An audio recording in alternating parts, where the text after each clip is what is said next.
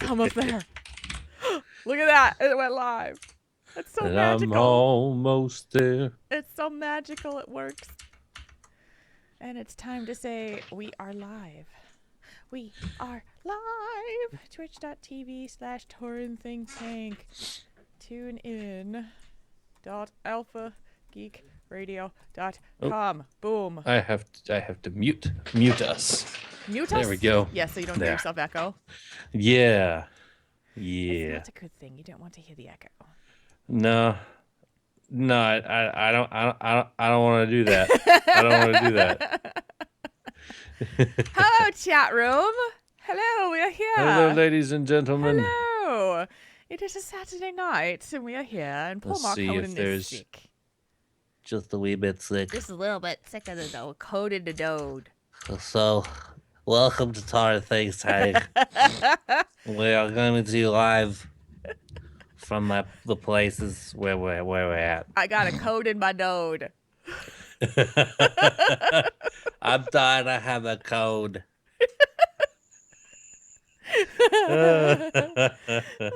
I miss being silly with you. Oh I know, me too. It's so weird. It was weird. Last Saturday, I wound up playing a whole bunch of Heroes of the Storm with people, and which was great. It was awesome, but it was, I'm sitting there going, this is normally the time that we would be like, we are live. Hello people. Hello. And so, yeah, it's just this kind of strange, like I'm doing something I shouldn't be doing, but I'm doing it. So it's like, oh, I really shouldn't be doing this. I should be on the show. I feel weird about this. And you were probably doing the electric slide somewhere. Oh no, the reception was just at their house. So okay. It was a eating barbecue and talking to WoW friends that I'd known for years down there. Nice. I showed you that picture of the 5 of us all together, or 6 of us all together. Those are my old Draka days. That's awesome though. It's like just nice to see.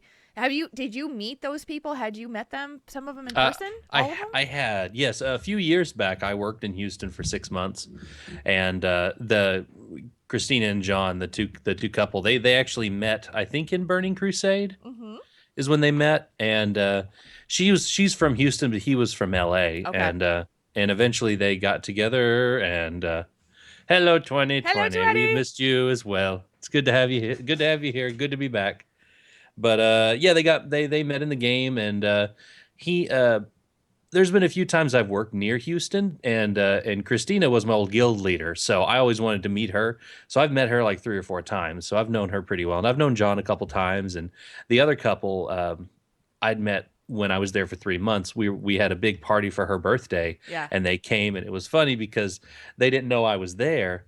And so the married couple, Joanna, she's the wife. They both walked in, and she's actually from Tokyo. She's Japanese, and Christina walked in, and she was like, "Guess who that is?" And I'm sitting on like the little ottoman, and she's like, "Is that your brother?" And she's like, "No, that's Marcode." And she kind of did a double. She's like, "Oh my god!" Like ran up. It was awesome.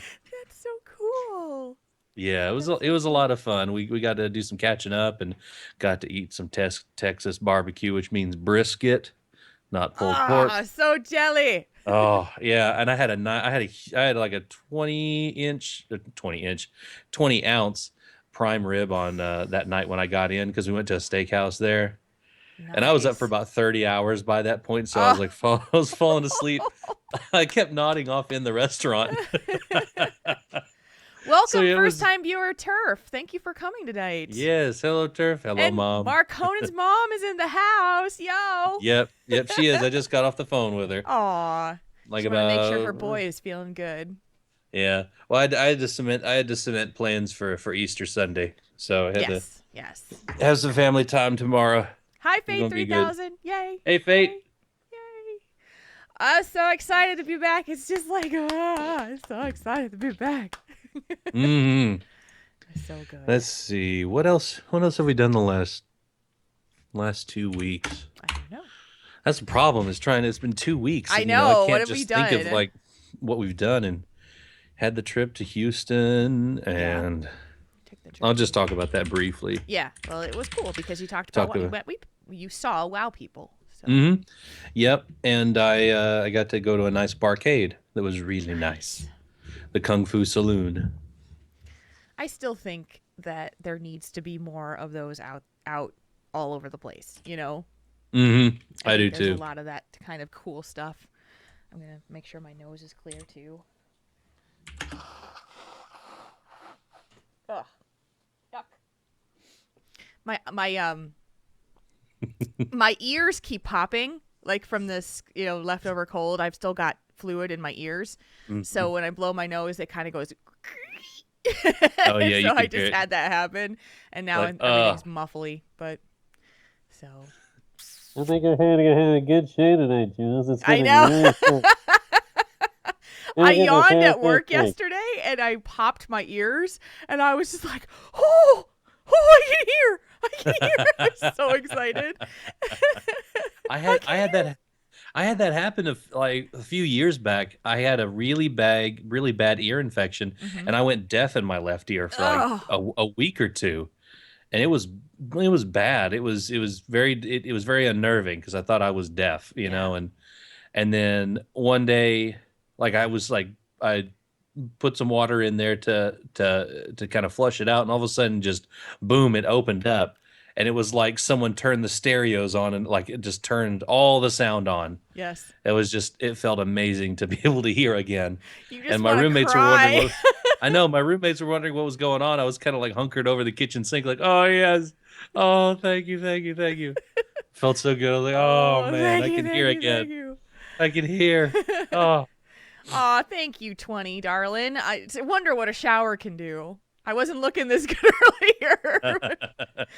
I was just kind of putzing around today, doing stuff around the house, and I was about to go take a shower, and I was upstairs, and Garrus jumped up on the bed, and he's not a very cuddly kitty. Like, he's just not. He likes to be petted, and he'll come and get pets, but he was just like really persistent. So I just laid down next to him. I just laid down on the bed, and he came and he curled up on my chest and put his paws on my chest, and I was like, "Oh!" So I almost didn't make the shower because I was sitting there cuddling my kitty cat, who was very much wanting his mama, and so it was just like, "Oh, these moments are so cute. I love them." But so I almost didn't take a shower, but I'm glad I did now. So yeah, sometimes cat cuddles take precedence for at least a minute too. Yes, they do. Yes. So. Oh, so it is now Saturday night already. I don't know where these days go. Yeah, no, it felt like it was a long week, but now I'm glad now that it's over. It kind of flew by a little bit. Yeah. Mostly because of work. Yeah. Like it's just when all you do is work and sleep, it does fly by. I know. It's just like boom. Yeah, my week went by. Kane is working tonight. He has to work until 10 o'clock Central. So he's not here right now, but he will be here later. And so it was just kind of me hanging out with the kitties, and so like, okay, all right, works. Yeah. So yeah, this. What is that spelling that you just put into the notes? What did I do? Hearthstone.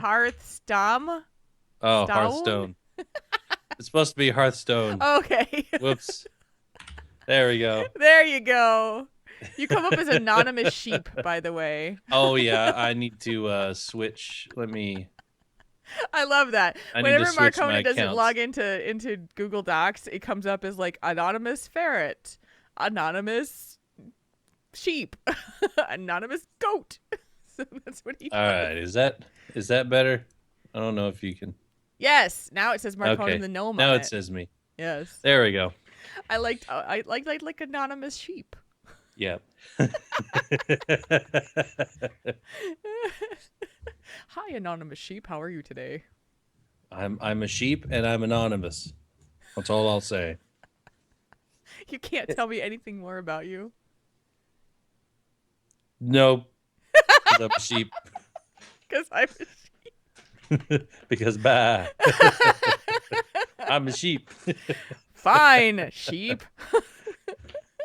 I'm a sheep and I do show notes when I'm not logged into the right account. That's what I do. That's what I do, bitch. That's all I do. That's all I do. So how's everybody's weekend so far? How's everybody been doing? We've been enjoying our time. It's been nice weather where you are. Wasn't it Hopefully particularly nice so. today? It's been really nice down here. It was really stormy this week. I had to drive through a few thunderstorms to get to work. God, that seems so early, but it's not for the South. Yeah, we actually just had the 1 year anniversary of the Mayflower Maumelle tornado just outside of Little Rock that just tore across I-40. Like you still drive by it, and there's still like parts of barns and trees right by the interstate. Jeez. And there's still a car wash that's it's kind of like a little concrete car wash, like a small one, and it was ripped in half, and it's still in ruins. Wow. So it's yeah, tis the season. Yes, definitely. Especially for us. Ooh, Willow, you just made some dough. That's awesome, even though it does require you sitting in a garage all day. Yeah, a necessary evil. Oh, 20. It's Colorado, man. You guys with Colorado weather, you just never know. Now see, I'm gonna have to I want a beer. Like I want a beer tonight because of Ian's brewery tour. That's what I want. There's one beer left in the fridge right now because I gotta go to the grocery store tomorrow morning before they close at noon. So oh, there you go. Yeah, I mean the grocery store is open from like 6 until noon or something like that on Easter Sunday. So yeah, I don't well, know. I can go. That's there. good. You Yeah. can get people can get their last minute Easter dinner. Yeah, foods, and then they can just kind of relax the rest of the day with their family. I did that like on Thanksgiving Day. I wound up, running over to the grocery store, and I just, you almost you feel guilty of going in there because these people have to work, and you're taking care of. They're taking care of you, and I'm like, oh, I'm sorry. It's like, I'm so sorry for being in here. I'm sorry you need to be here. But thanks for being open so I can get my food. Yeah, we really appreciate it. We appreciate you. Thank you for your food. So. And now Garrus is being super cute and laying on his back. Aw. Super cute kitty. Oh, baseball team and mountains. I know, the mountains of Colorado, man. I've only seen them from a distance, and they're insane and awesome. But that's kind of why I can't wait to go to Nerdtacular. I really haven't been to a mountainous region too much on my own, like in person. So. Yeah, Nerdtacular, cool. The Snowbird Resort is going to make your mouth fall open. It's just so pretty. I live on the flatlands like you, so I don't see a whole lot of stuff like that. And it was pretty awesome. It's pretty awesome. Yeah. I can't wait. I can't wait for that. I need to buy my plane ticket like now. I'm still monitoring because, well, actually, my car needed so many frickin' repairs this week that I put it all on my credit card that gets airline miles. So I'm hopeful there you go. that will turn into enough airline miles for 2 tickets at this point before I need to buy, because I'll need to buy tickets for Nerdtacular and BlizzCon. Yeah, that's true. And but it'll be something. So if that car repair was ouchie. That was fun. Boy. $2,700. Oh man. Yeah. A new transmission? What was it? I had an antifreeze leak. I had an oil leak. I had an axle boot crack in half, and the head gaskets in my engine were broken or leaking, and so they had to pull the whole damn engine. But the car is 11 years old, and it is in great shape. It only has about 72,000 miles on it after 11 years. Oh man.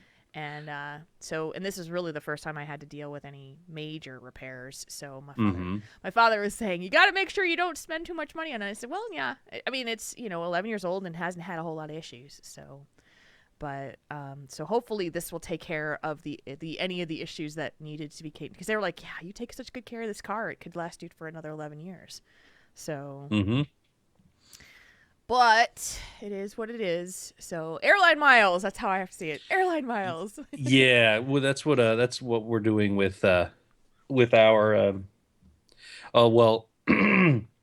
they're when they're changing the way our per diem works at work. Mm-hmm. We can charge up. They're like, oh, you can spend up to $50 a day of your own money, and then you just got to give us the receipts. Whereas before they were giving us $35 flat, and they were like, whatever extra, I'm giving you $35 if you eat the dollar menu and you save 20 of those dollars a day. That's fine. It's your money. And so now they changed it. And so what we're going to do instead is I'm going to max that thing out every day, $50. So that they can pay for my my trip to BlizzCon. Yes. Hopefully, that's the idea. So you have to get all the receipts. Is that what you have to do for? I have to keep the receipts for a year. Yeah, I know. That's not. I was like, man, instead of giving me 35, you're gonna. Well, I'll just take the extra 15 a day. Yeah, well, and I have to hold on to some receipts in a drawer somewhere. Yeah, or in my backpack or whatever. In your glove box. Yeah, or. Don't want to lose it on the plane, that's for sure. No. Let me sound check you here. Sound check. This podcast is a part of the Good. Signals Media All-Star Network. Good deal. All right. All righty, 20. That sounds good. Do you want to do the intro tonight, or do you want me to do it? I'll just do a quick check. Tonight's episode of Tauren Think Tank is brought to you by our patrons at patreon.com/Tauren Think Tank. How does that sound? Sounds good to me. Okay, I'm going to open the door and let the cats in real quick. Okay. Because they're scratching on the door. Okay. They don't need to do that.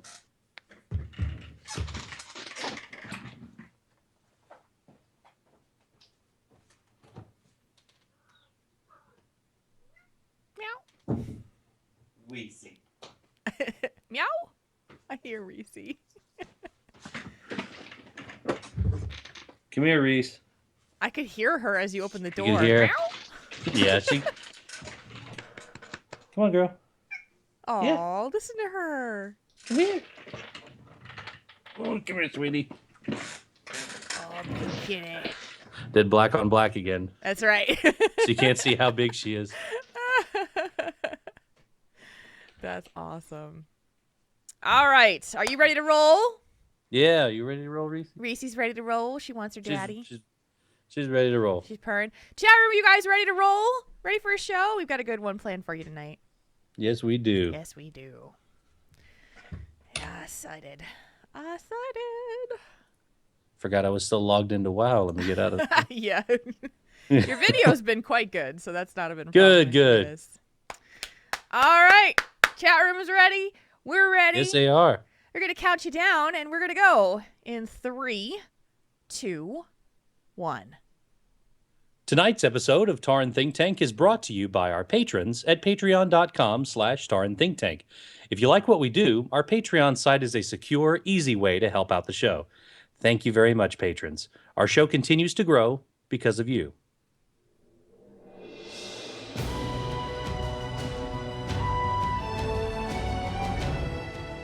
You're listening to Tauren Think Tank, the World of Warcraft podcast for you, the World of Warcraft player.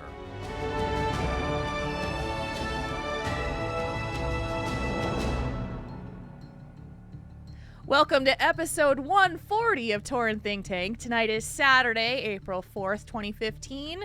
It is 9:05 p.m. Central Time Zone, and I am Jules. We are back after a week off of relaxation and, unfortunately, sickness. But we're kind of getting there. I'm better, but Marconin is not. Marconin's here. Hi. Hi, Jules. It's glad to be here. Thank you for listening, folks. No, I'm just kidding. It's not that bad.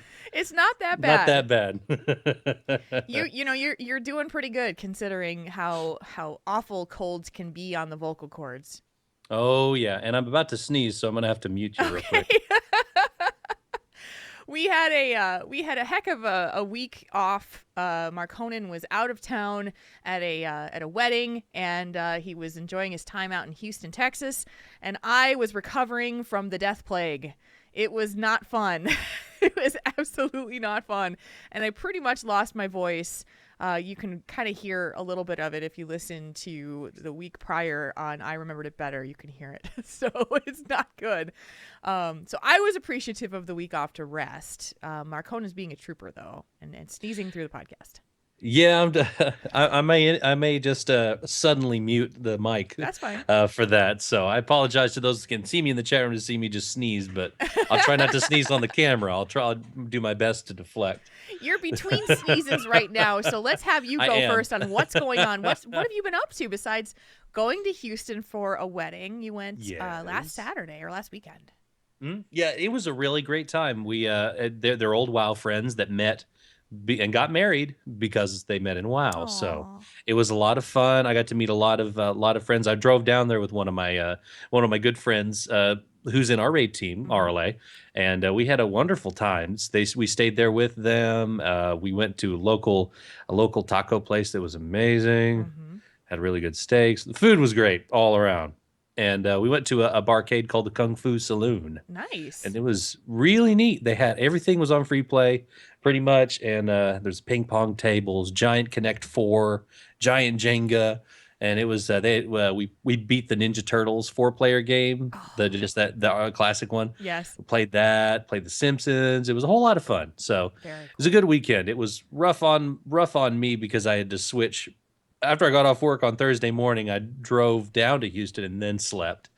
And then I had to bounce back to overnights like 2 days later. So it was. You're going back to days this week for a short time. Yes, I have. I have switched back to days for this next week. And then I go back to nights the week after that. And then back to days the week after that. And then back to nights the week after. The next 4 weeks are flip-flopping. So it's going to be hectic. But I can make it. I'll make through it. You know, are be a trooper. all right. You are a trooper. But as far as games go, my mount count is now at 249. 249. I'm one away. I got the Drake of the Southwind, drops off of Alakir, and I got that from just 10-man normal. Nice. Felt lucky. Went in there on my freshly dinged 100 hunter, and she, as a way of saying thank you for getting her up to 100, she gave me a rare mount. So I appreciate that. And, yeah. I could just buy a mount. There's a couple, like 1 or 2 of the store mounts that I don't have. I could just spend money and buying it at the 250, but I don't want to do that. I just want to. I'm going to keep going for the rare drop mounts and see which one drops next, and then I can buy all the ones I want after that. Well, this is a milestone, and so if you just go ahead and just be like, okay, now I'm going to spend my gold or my money on a rare mount rather than going after something that you can achieve and random number because there's no like woo moment when you go and you spend money and go click gold. Yeah, I was like, woo! I spent $25. You don't really feel woo about spending $25. It's Most people don't. No, not really. It's usually if they get $25, they're happy and not spending it. So, yeah. So I got one more to go. Had no luck with Mimron's Head this week or the Blazing Drake. Those are the 2 that I really, really want. Haven't got either of those yet, but we'll see for next week. And speaking of spending $25, yeah. I pre-ordered the Blackrock Mountain expansion, the adventure pack for Hearthstone. Nice. And I've been burning through that for the last couple days. I beat the first wing on normal, and I've beat 2 out of 3 bosses on heroic. So I'm almost there. Emperor Tharsan is giving me some troubles, but I have a priest deck that might chew through them. It's a lot of fun. I really like what they do with the adventure modes on Hearthstone. So I was watching Kane play it the other day, and it looked like it was pretty darn cool. Yeah, I love the custom voice work they do. It's really neat. So I like it. And now I'm set. I have something new to do every week for the next month. So it'll be good. It'll be a good time. Awesome. And I heard you guys did something awesome without me on one of those Monday nights. Yeah. Yes. Something really awesome. I'm really proud of you for. And silently cursing us. How is Cat on Fire doing? Oh, so Cat on Fire is our raid team that runs and convert to raid. It's 1 night a week. We go Monday nights. Mark Honan is there when he can be there, when he's not working nights, and it's a whole bunch of good friends and great players. And we made it our goal. We really, really, really wanted to get Imperator down from Highmaul on heroic. We really did want to do that fight on heroic. It is not easy. And we had about 4 weeks of attempts that we'd been going. And sometimes we did a full clear up to him and then did it. Sometimes we would just, do a little Black Rock Foundry, just a couple bosses that we had gotten down. So we decided that last time we were going to go, it was like do or die. We're going to kill him this week, or we are moving to Black Rock and we are not going to do it. So we got on there and we worked on him from 7:30 p.m. and we finally killed him around 10:30. And it was like everything just kind of clicked into place that moment when you just know, because it is literally a constant moving fight. It is. One end of the room to the other end of the room, and the nerd screams when we made it that was totally worth it. Everybody was just so happy. So that was awesome. And I said, okay. And everyone goes, we're never coming back here again, damn it. It's like, we're not going back in there. I know they will. You know, we get better gear and that kind of thing. I know we'll go back for the people who didn't get the chance to get the achievement. But so last Monday, we said we're going into Black Rock and we're going to start on normal and we're going to work our way through. In the prior times, we had only killed 2 of the 10 bosses on normal, and we had struggled with a couple of other ones and had some problems, and so that's what sent us back to High Mall. Last Monday, we went 7 of 10 normal and killed 5 new bosses, and we were just on the moon. I mean, over the moon. It was just awesome. Good grief. So we were thrilled. And, you know, the nice thing about the team that we have is that about half of our folks are people who are rating heroics in going into mythics, and they're coming along with us on alts, or they're coming along to just kind of, you know, hang out with friends. So we have a lot of people who have a lot of experience with these fights. And so it's awesome for us because we've got people who can literally tell us what to do. And as long as we can follow directions, which we do, then we kill it. And it's awesome. So you're still executing it, but it just kind of takes away that, oh, we're not supposed to stand here. They'll tell us, don't stand here, move over here, go to this, turn around this. Like going on Operator Throgar, the one with the train tracks. That one is nuts. Oh, yeah. It's nuts. Yeah. But Spencer, who is a fantastic raider and he knows everything and he's excellent at calling strats, he'll basically tell us, we mark all the 4 tracks, go to blue, go to blue, go to blue, go to red, go to red, go to red. You know, we're running back and forth. It's so funny to listen to us. So yeah, so we had a blast on Monday. We're hopeful we can go this Monday because there are some folks who aren't able to make it because of vacations and having to work and things like that. So we're really hopeful we can raid. We're thinking we can. We might be tight, but we'll make it. So I hope so, because I'm able to make it this week. I know you're able to make it. So that's been what's been going on in WoW. For me personally, things kind of got a little interesting in this week. And it wasn't a surprise to me, but I knew that at some point this was probably going to happen.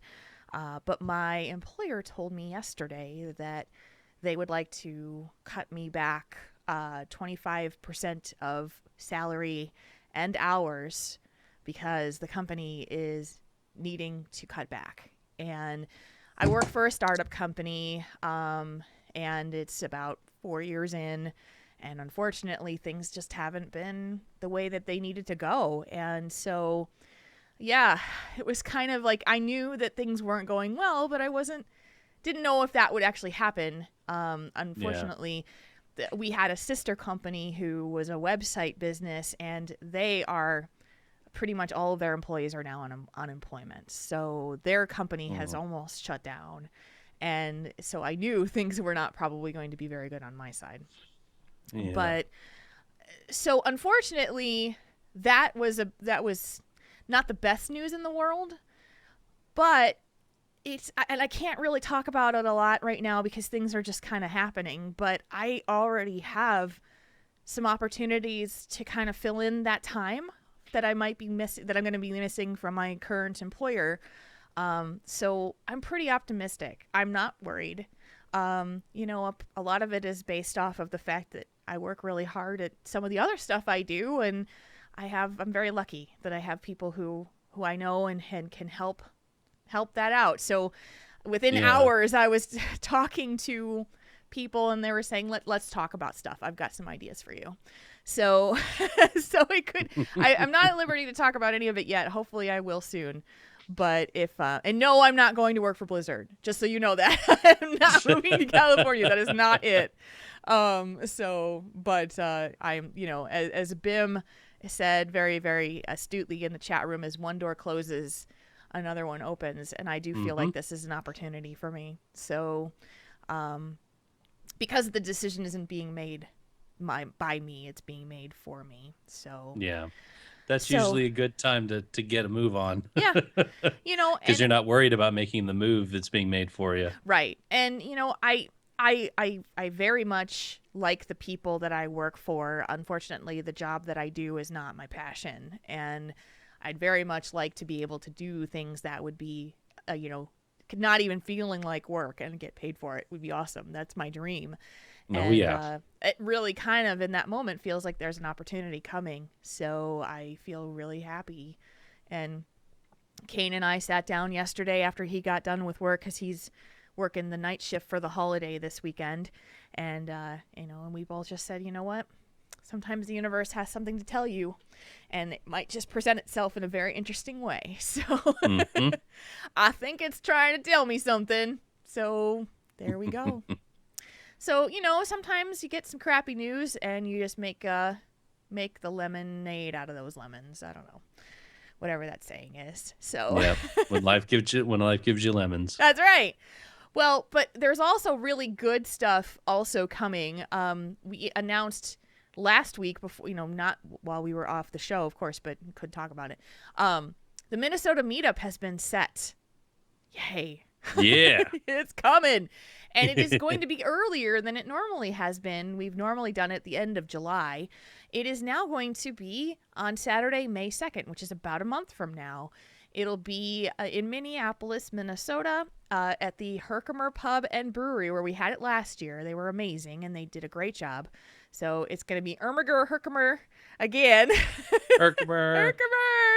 And it's also coinciding with the Minnesota Comic-Con that's also going on. So the Minnesota Comic-Con is going on at their convention center. We're probably going to make an appearance over there in the morning on Saturday and walk around and see all the stuff, and that'd be cool. And people can go if they want to, if they feel like it. It's going on all weekend, so it's got an opportunity for people to go do something geeky in addition to the meetup.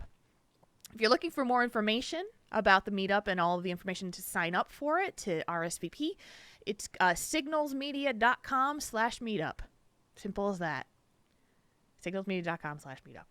So yeah, go check it out. We've got an Evite out there with all the details, and it tells you where everything is, so you can find out, and you can RSVP and be a part. There's a lot of people coming already, so come hang out with cool people like me. I mean, I'm kind of cool. Arcane is cooler than me, and Pat Crane is even cooler than me. So you can hang out with those guys, and I'll be there too, waving from the corner. So, hello. Hello, I'm here. I'm here. I'm here in the corner.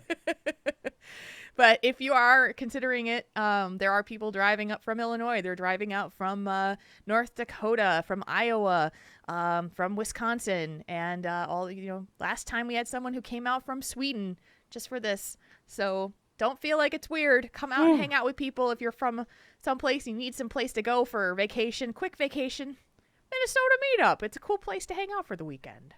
Yeah, I wish I could go. Maybe next year I can make it. I know. It was kind of sooner than we expected, but we normally do it at the end of July, and we'll be both going to Nerdtacular at the end of July, and I think Pat is going too. So it was easier for us to look at another time, and timed it with the Minneapolis Comic-Con was the way we wanted to do it. So. All right. Are you ready to get into some discussion tonight? I am very ready. I'm ready too. Then let's do it. Let's kick around some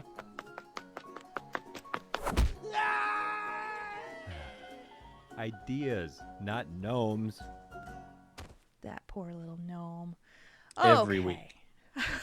Every week, that poor little gnome.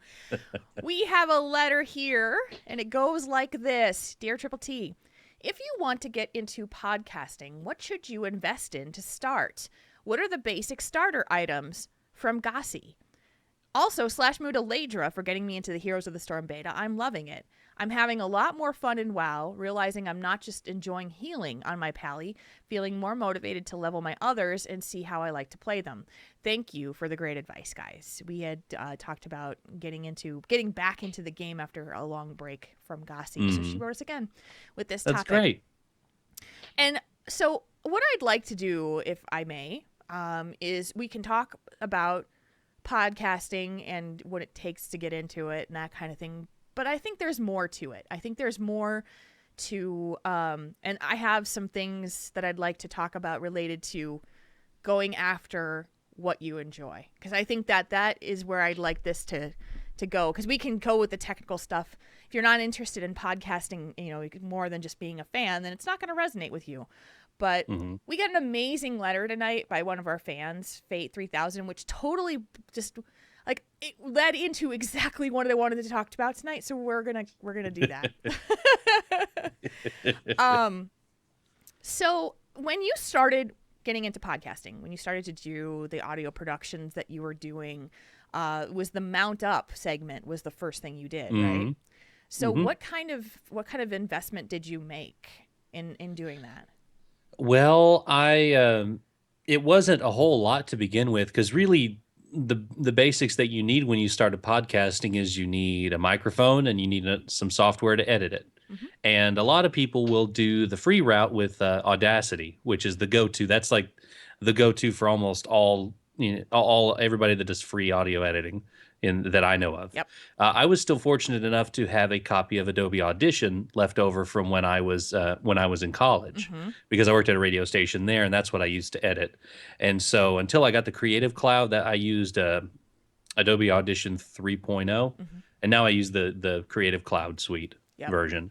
But yeah, the microphone I'm using is the go-to Blue Yeti, or the Yeti by Blue. Yes.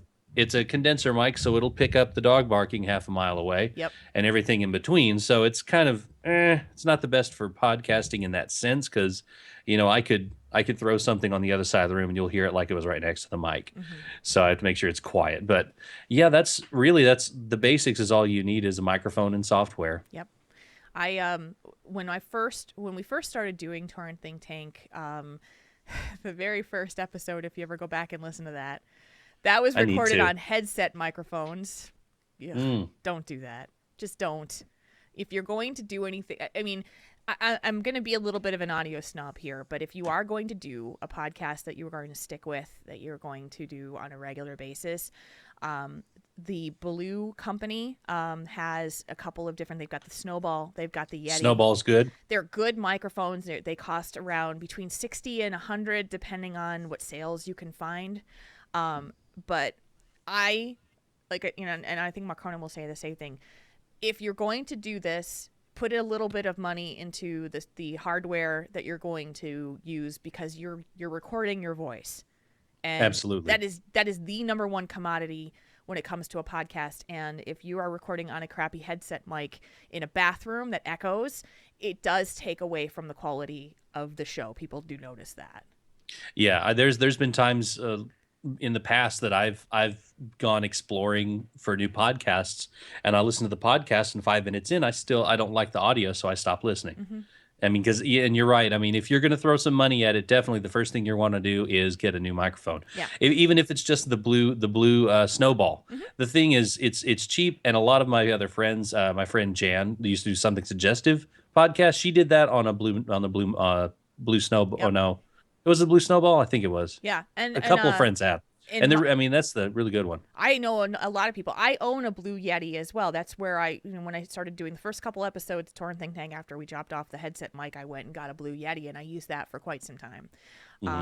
It works out really well too if you're doing a group podcast, because you can do a like two-sided with that microphone. It's going to pick up the room. It's going to pick up everything, but it will work. And so it's a cool lower price point USB microphone that you can use. When I knew that this was something that I was going to be dedicating time and effort into for the long term, I invested in a high quality microphone that worked best for my tone of voice. I have a lower I have a lower tone of voice speaking. So I went with the Shure SM7B. That's the one I'm using right now. There's a number of different ones on the market, and basically you just have to try and see which ones work for the tone of your voice, the richness of your voice. So that's number one, because you don't need to invest a lot of money. If you've got a Mac, you've got GarageBand to edit. You can also use Audacity on a Mac platform or a PC platform. So those are the two things you need: the audio recording, and you need the microphone to be able to do it. That's pretty much that's all you need. So in terms of investment, that's probably where you want to go. But I really, really feel, and this is where I'm going to divert a little bit, is that when you consider doing a podcast, that you really, really consider the reasons why you want to do it. What is the passion behind it? What are the reasons? And to be completely and like dirty honest with yourself. You know, there are people who really just want to go into podcasting because they want people to talk to them. They want to get the back and forth. They want people to get engaged in a conversation. There are people out there who want to go into podcasting because they want to become famous. There are people who want to get into it because they want to be recognized within the industry as somebody who has a voice and is, you know, one that runs with the big dogs. I mean, it is something that people do want. And I'm being down and dirty on it. But one of the things that is, you know, super important to me, and I do this every single time we sit down and do a show, is I do a check in my mind of the reasons why I'm sitting down to do this tonight. And for me and for Mark Honan, I know we want to do this because we are passionate about it. We are passionate about the message that we want to give, the quality of show we want to provide. And it was so important to us when we created Tauren Think Tank that it needed to be different. It needed to be us. It needed to be what we wanted, not what everybody else was doing. And we've decided that that's going to be it. And sometimes it works and sometimes it doesn't. But for the most part, when you can find your formula, it's about your passion. And it's about doing what you love. And and holding a cat on your shoulder while you do a podcast. She licks your neck. Yeah, I was so afraid she was going to hit like the escape key or the hang up button or whatever. Because she's like barely touching the keyboard. And I'm, hello. Yeah. So I think that when you're thinking about doing a podcast, because honestly, once you get past the initial excitement phase of, oh my gosh, I'm really going to do this. I've got this huge idea. It's going to be fun. It's going to be awesome. And then you realize it's a lot of work. It is a lot of work to do a podcast. But honestly, I mean, as much work as it is, I love it. I love every minute of it. You know, there are a few times where I roll my eyes, you know, about something, and usually it's because someone said something really weird. So, like, wow, you really just didn't get that at all, did you? But that's probably on me. So there, you know, I might not have said exactly what I meant to say, and that was on me. So I want to talk a little bit about the things in your life that you want to do that drive you, that make you, you know, because I think we spend too much time in our lives doing things because we think we should, or because we feel like we have to, or we do it because everybody else is doing it, so it seems like the cool thing to do. But I don't know. I mean, maybe I'm just kind of bouncing all over the place, but I'm a big proponent of finding your passion and finding whatever it is that makes you want to go do it without fail and just be like, I can't wait. This is so exciting to me. This is the most incredible part of my week. And blah. So it's just you know, I don't know. I'm rambling. So jump in and help me here. Oh, no. Yeah, it's fine. I finding your passion and doing it and following it as far as you can go is really important to me as well. there's some things that I can't do that are my passions because of current job situations, and I miss it. So that's one of the things that I'm working on is being able to do my passions a little bit more, because especially music, that's one that's a big one for me. Yeah. That was a big part of my life, especially through college, when I would play for 8-10 hours a day every day, Yeah. rehearsals included. So it's something I miss. Mm-hmm. And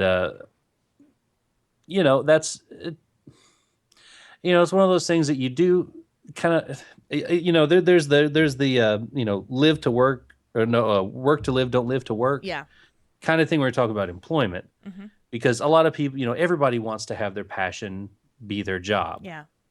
But then I've also heard people say, well, when you get that way, if it's not handled right, then you start to hate your passion, because it's always work. Like if I worked at a radio station all day, and then I came here on Saturday night after a 12-hour shift, go do some remotes, hand out pizza and free T-shirts. If I get here, I could start to hate this. Right. If I didn't handle it right. Right. And let me, so I have a story Sure, yeah. in relation to this. Not the letter yet, but I wanted to kind of tie that into the letter. So this past weekend, last Saturday, I went and I got a massage on my neck and shoulder. I'm still getting treatment for the car accident that happened last May for whiplash and that kind of thing. So things just kind of tighten up and everything. And by absolute luck and fortune, I wound up getting this amazing massage therapist who specializes in that kind of thing. But she is more than just someone who specializes in whiplash injury and injury massage. She is amazing. And she is booked up to it's so hard to get an appointment with her because she is so booked up. And she's so passionate about her work. And so as she was working on me, I said, Kara, how long have you been doing this? And she said, I think this is year 3. And she's 37 years old. Wow. And my eyes just bugged out. And I said, you are kidding me.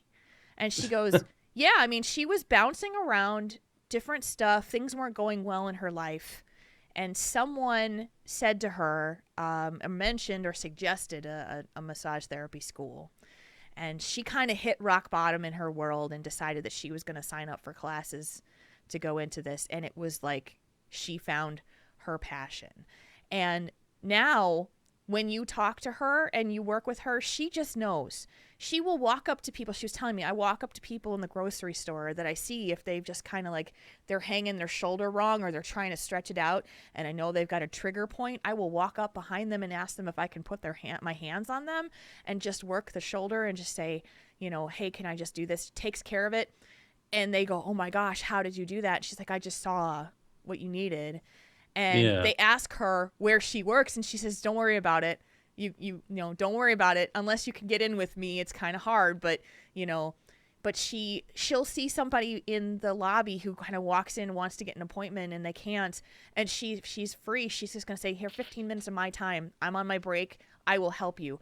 This is someone who is passionate and totally into what she does to the point of wanting to help people. And it shows just because she remembers everything that I tell her when we talk about the podcasting and that kind of, she just remembers everything that I talk about, and she remembers me. She connects with me. And that's what makes her so amazing, beyond the fact that her hands are magic. And so I aspire to be that way. I aspire to, when I want to do something, I want to be that. And that's what I aspire with us to do, Tauren Think Tank. We aspire to be that way.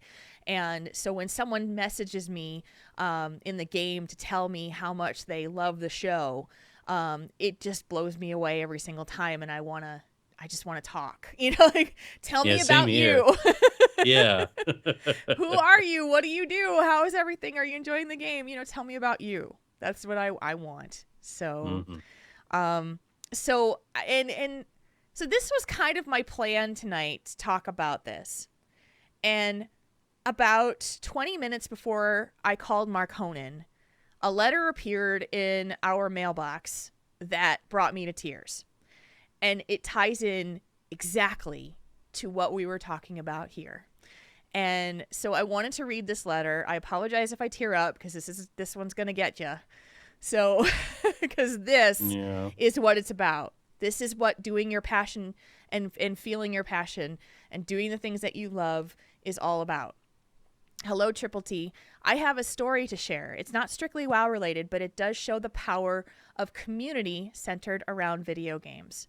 A few years ago, some friends and I founded a group here in town called Esports Omaha. Our goal was to work with local bars and breweries to put on events around the idea of watching competitive video game tournaments. Our main focus is StarCraft 2, League of Legends, and Dota 2. When we first began this adventure, it was kind of a fool's dream. My friends and I enjoyed drinking good things and watching folks play the games we love competitively. We never dreamed it would become as popular locally as it became, but it did, and we were blown away. But that's not the point of this. I received a message from a guy I met at one of the events. He wanted to tell me something that was super important. Curious, I humored him. The story he told me was this. The day he came to our very first League of Legends event, he was planning on killing himself. He said his life was awful and sad, and he planned on ending it all. But he came to our Barcraft event. He met and hung out with all of these geeks super into all the same kinds of things he was into. It was apparently a great day. So he went home, realized life wasn't so bad, threw away the pills he was planning on taking to end his life, and applied to a college program. Then he went to college, got his degree, and now has a life that devotes to helping others understand and learn technology. Indeed, he's going on to even get his teaching degree. He just wanted to message me that night to tell me that he was immensely grateful for us and what we do. We saved his life, he said. I sat there dumbfounded. When I had this idea to put on Barcraft-style events, never in my mind did I intend on saving lives. I just wanted to share the nerd stuff I was passionate about with others over a pint of really good beer. This was something else. But that's life, I guess. We can't ever really know the kinds of things our actions will catalyze, whether good or bad. My selfish desire to watch competitive video games at a bar turned into a thing that literally saves someone's life. It's a profoundly eye-opening moment. Our actions, no matter how small or large, matter. And that's pretty rad. From Ian, Fate 3000. Man. So that to me, I mean, I read this, I was in tears. And that is what it's about. It's about doing the things that you love, not for anything else, but because you love it. And you never know the impact that it will have on somebody else to change their lives too. And Absolutely. It's just because they just wanted to do this for fun. So thank you, Ian, for sharing this letter with us. It just blew me away. And, you know, Marcona and I have been lucky enough to have had these experiences like this, and there's no words. Absolutely. And it was kind of a showstopper because I got the notification on this email right when I got to the house to hop on. And so it's late breaking. This email is goodness. We never know the actions, good or bad, that something so small and insignificant that you or someone else can do can have the most amazing impact on someone else's life. You know, one sentence can change a life. And you know, there was one analogy I'd heard before where all the things in your life, good and bad, you don't see the impact of it. And, you know, they're saying at the end of that you see all of the twists and turns and the scars and the tears and everything bad. And at the end of life, they take it and they flip it over and it's a beautiful, like, oriental rug. Like, you see the positive outcomes that came from all these little, like, the bad times and the not so good times and the small things that you've said to other people. You know, it's just, you know, it's like the butterfly effect. You know, one little word to somebody can change their day, and then their month, then their year, then their life. Yeah. It's great. So when you think about doing something that you are passionate about, go for everything. Go for it wholeheartedly. Do it purely, and do it with intention to do it because it's it's because of giving to whatever it is. I want to do this because it's fun for me. And, because that genuineness comes through. If it's being done for other reasons that may not be as pure, it will come through. It will come through to you and to others. So, and as Ian said so clearly and wonderfully, they just wanted to do something cool and fun with their friends and share their passion for these games with other people and say, hey, we love this. This is probably something that other people would really get into too. Why not? Let's do something cool. And I love when these things happen. I love it. Yeah. So good on you, man. That is awesome. And, I don't know. We got from like, what should you invest to start in podcasting to, but I'm such a strong believer in going after the things that mean something to you, for the reasons that are good for you. Don't go into it for the reasons that you think everybody else would want, or that somebody else, just because someone else did it that way, that you need to do it that way. It's this is all about you. This is all about what you want and the things that you want to do. So anything more that you wanted to talk about related to finding your passion or podcasting, or even if you're in a situation that you can't really do your passion to the full extent, kind of like with me, I only get to play music on holidays, Easter, Christmas, July 4th, Mother's Day, all these, those are the few times that I can actually do it. But I always think about it that, I dabble in a little bit of music composition. I listen to a lot of different types of music.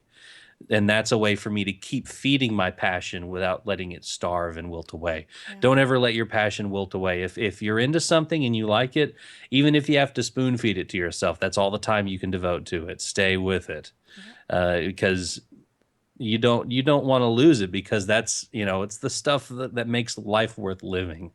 Is things that you love and want to be a part of and want to do. And it's what enriches your life. Yeah, never give up on them. It's what enriches your life. It's what makes life worth living. You get in the mundaneness of life, and it can beat you down so much, and that you need these things. You need things to be passionate about. That's why we're passionate creatures. Yeah, and I think that's a great point about even if you can't go to the fullest extent of the dream that you have right now, to give yourself the anything you can that keeps you engaged in it, and keeps you after it, what keeps you wanting it. I agree completely, and it's something that even if you don't have if you don't have the funds, or you don't have the time, or the types of things that you really want to do, then you focus on the things you can do, and you embrace the moments that you can get to do it without saying, oh, I'm never going to get to do this again, or it'll be months before I get a chance to do this again. It's like, live that moment. Enjoy it while you have it.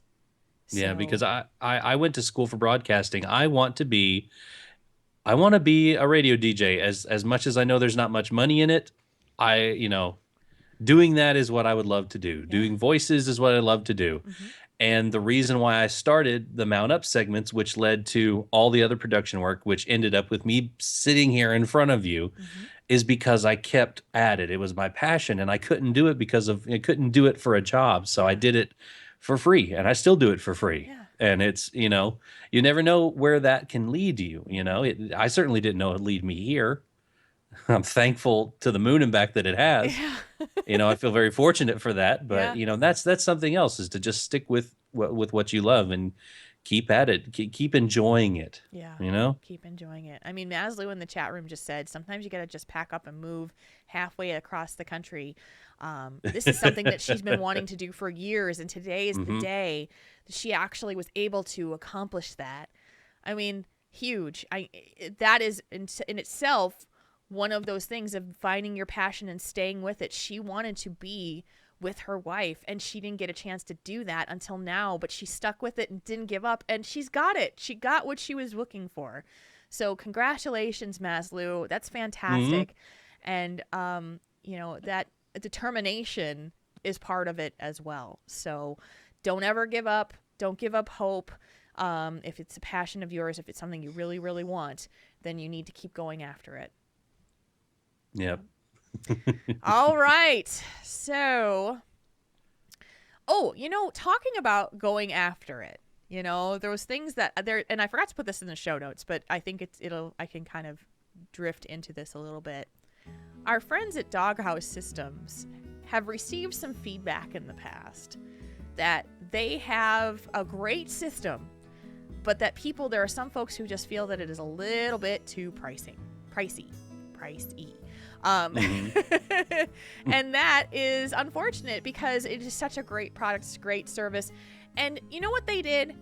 They actually came out with some brand new news this week actually, that they came out with a brand new system, entry-level system called the Armor VS, and it starts at $1,195.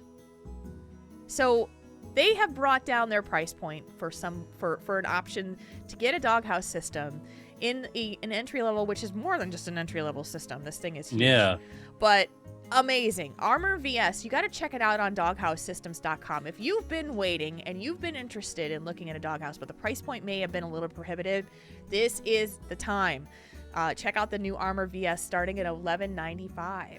Yeah, and it's going to be a good product because speaking of passions, the people at Doghouse Systems are very passionate about making good quality machines. They really are, because they understand gamers and they know what we like. And yeah, some of their products are, man, they're expensive, but man, they're good. And I am so happy that this is news to me live on the show. Yeah. That they've got some entry level stuff. And that's awesome. Like I'm gonna take a look at it later tonight. That is so cool. So check them out, doghousesystems.com. Look up the Armor VS and look up all of their options for whatever is perfect for you. And if you enter the code TTT at checkout, you will get double the memory on whatever gaming system you choose. So we appreciate your support of our sponsor. We appreciate them supporting us. And it is all good. Tauren Think Tank is supported by awesome things like you. All right. I should have drifted that out a little bit, but that's okay. I just cut it off because that's what I did. So now it is time to do some Think Tank. Tauren between options? Let Triple T help you sort it out.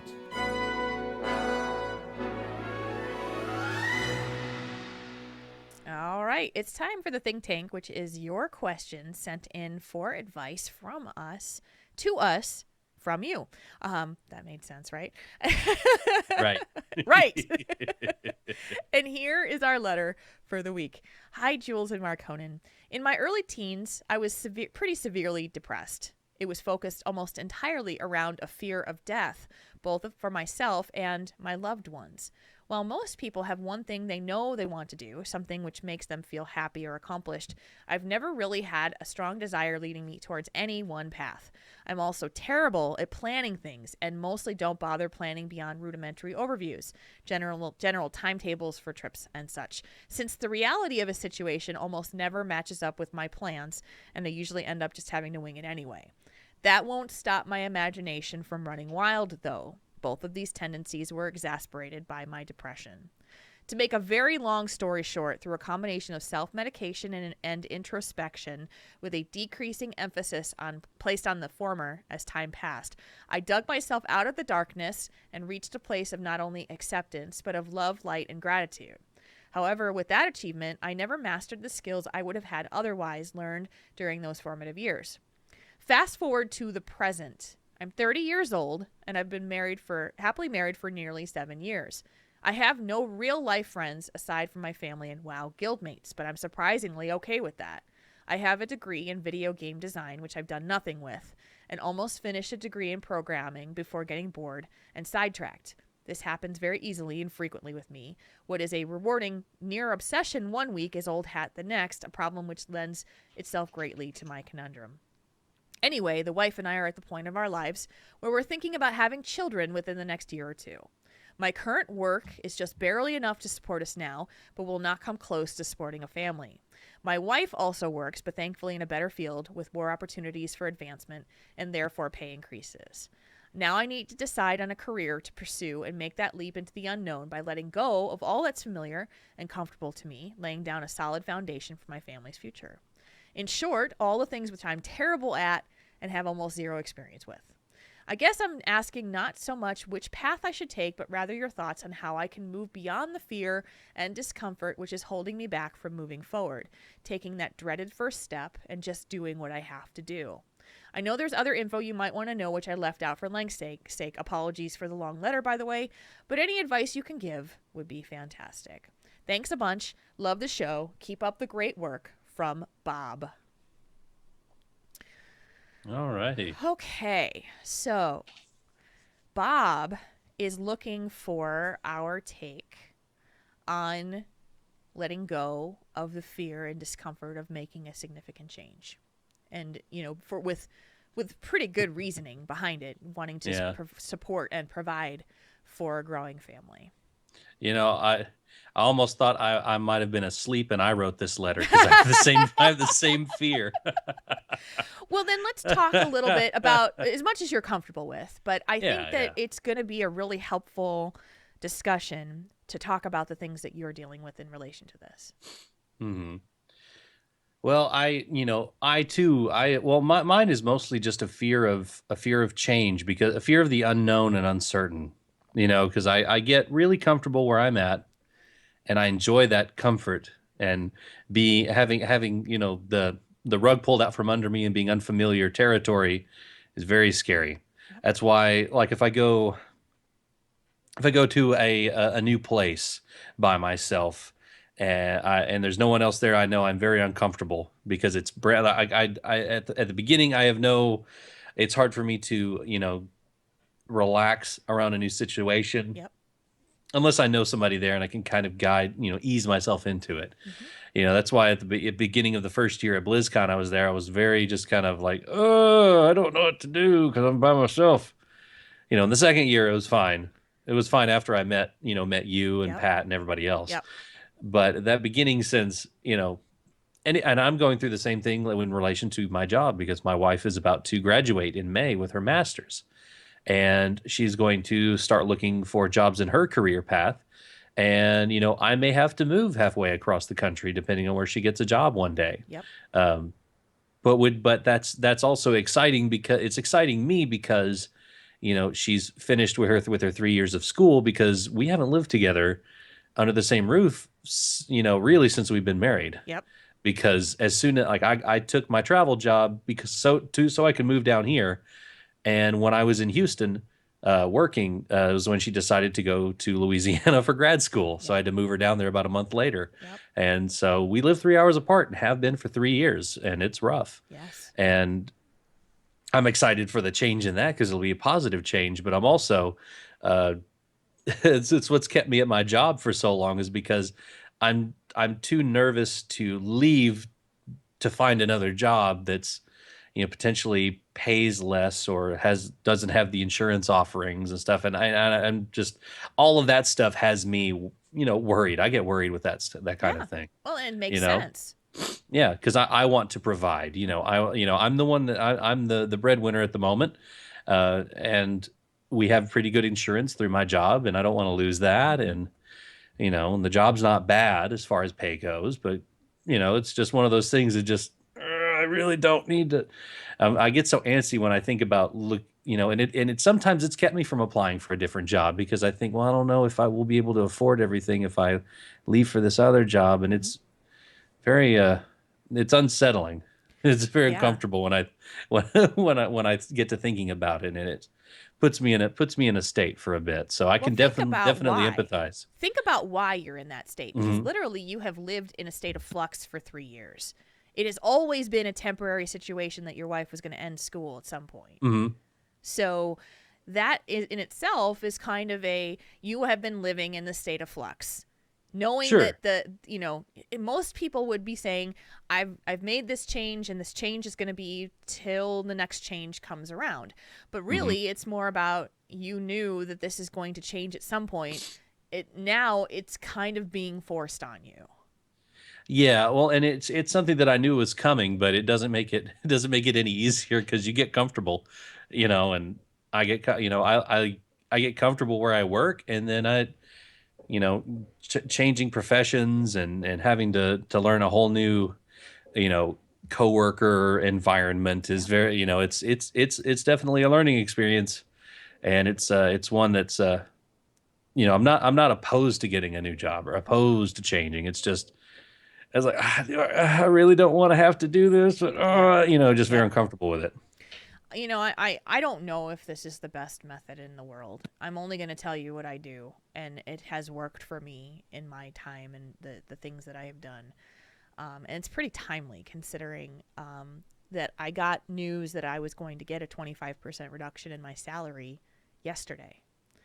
And so what I tend to do when I'm in these kinds of situations where things are outside of my control, or I'm about to make a very pivotal decision, is that I allow myself to feel the fear unencumbered. Like, okay, you get 10 minutes to feel this fear, this terror, and then you are going to pick your ass up and you're going to move on. That's how I do it. That's a good idea. Allow yourself the freak out moment. And then Yep. Like, I will allow myself to just basically like get into gasping terror stage, like, oh my gosh, so that I know what it feels like, what I know, so I haven't been pushing it to the side, but then I lock it down and say, okay, I know what that feels like, but that's not an option. That's not an option for me to move forward. So I'm going to know that it's there, and I'm going to allow myself to feel it, and now I'm going to move forward. And I gotta say, it helps me to pick myself up by my bootstraps and say, get your ass out of this and go.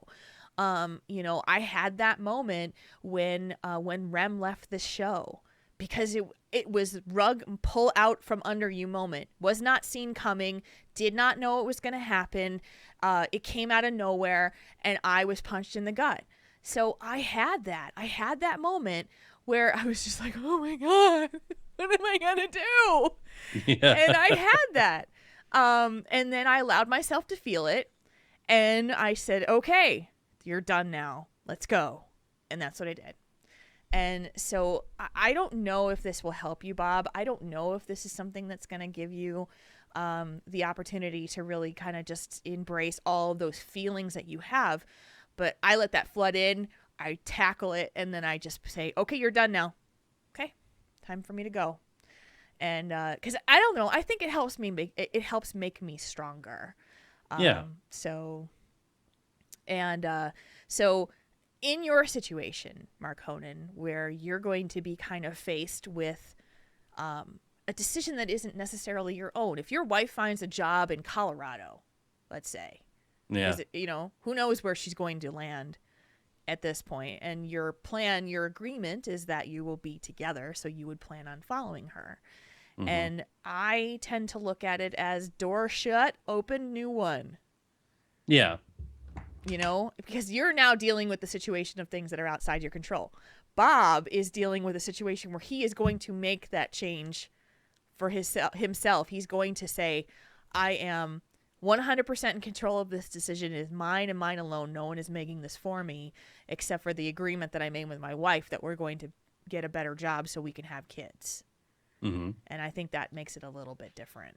It does, but it can also be a bit empowering, because you do have, this is your decision to make, so there's no one to say that it's the wrong decision. Right. There's no one that's no one's going to say, well, why the heck did you decide that? I wanted to do this. No one's going to have, no one can credibly say that. No. Because if your wife's got your back, man, you've got all the tools you need. You've got yourself, and you've got her, and you've got your little ones coming one day, and to provide for all of them, you're gonna be awesome. Like, put that idea in your head, be awesome, and whatever decision you make is not the wrong one, because you can pick yourself up with this, and you can go with it. Yeah. Because you can take this control, and that first step is always the hardest one. It always is. Oh man, it is. But it is. And every decision that you make is a learning opportunity, whether it's good or bad. True. Very as true. long as you have the forethought to accept when those mistakes get made and say, I screwed it up, and you know what? I screwed this up. It wasn't the right choice, but you've got to take the positive out of it. I learned that I should not do that anymore. You know, this isn't the right thing for me. This isn't what makes me happy. This isn't the right choice for us. It's not going to make us enough money. I'm not going to be happy. You know, I'm going to get a little existential here too, but I really truly believe that messages are delivered to you when you need them the most. As long as you're looking for them, you will find them. But, and this happens to me all the time, where I'm kind of struggling with a decision or something is coming up in my brain and I'm not quite sure what to do.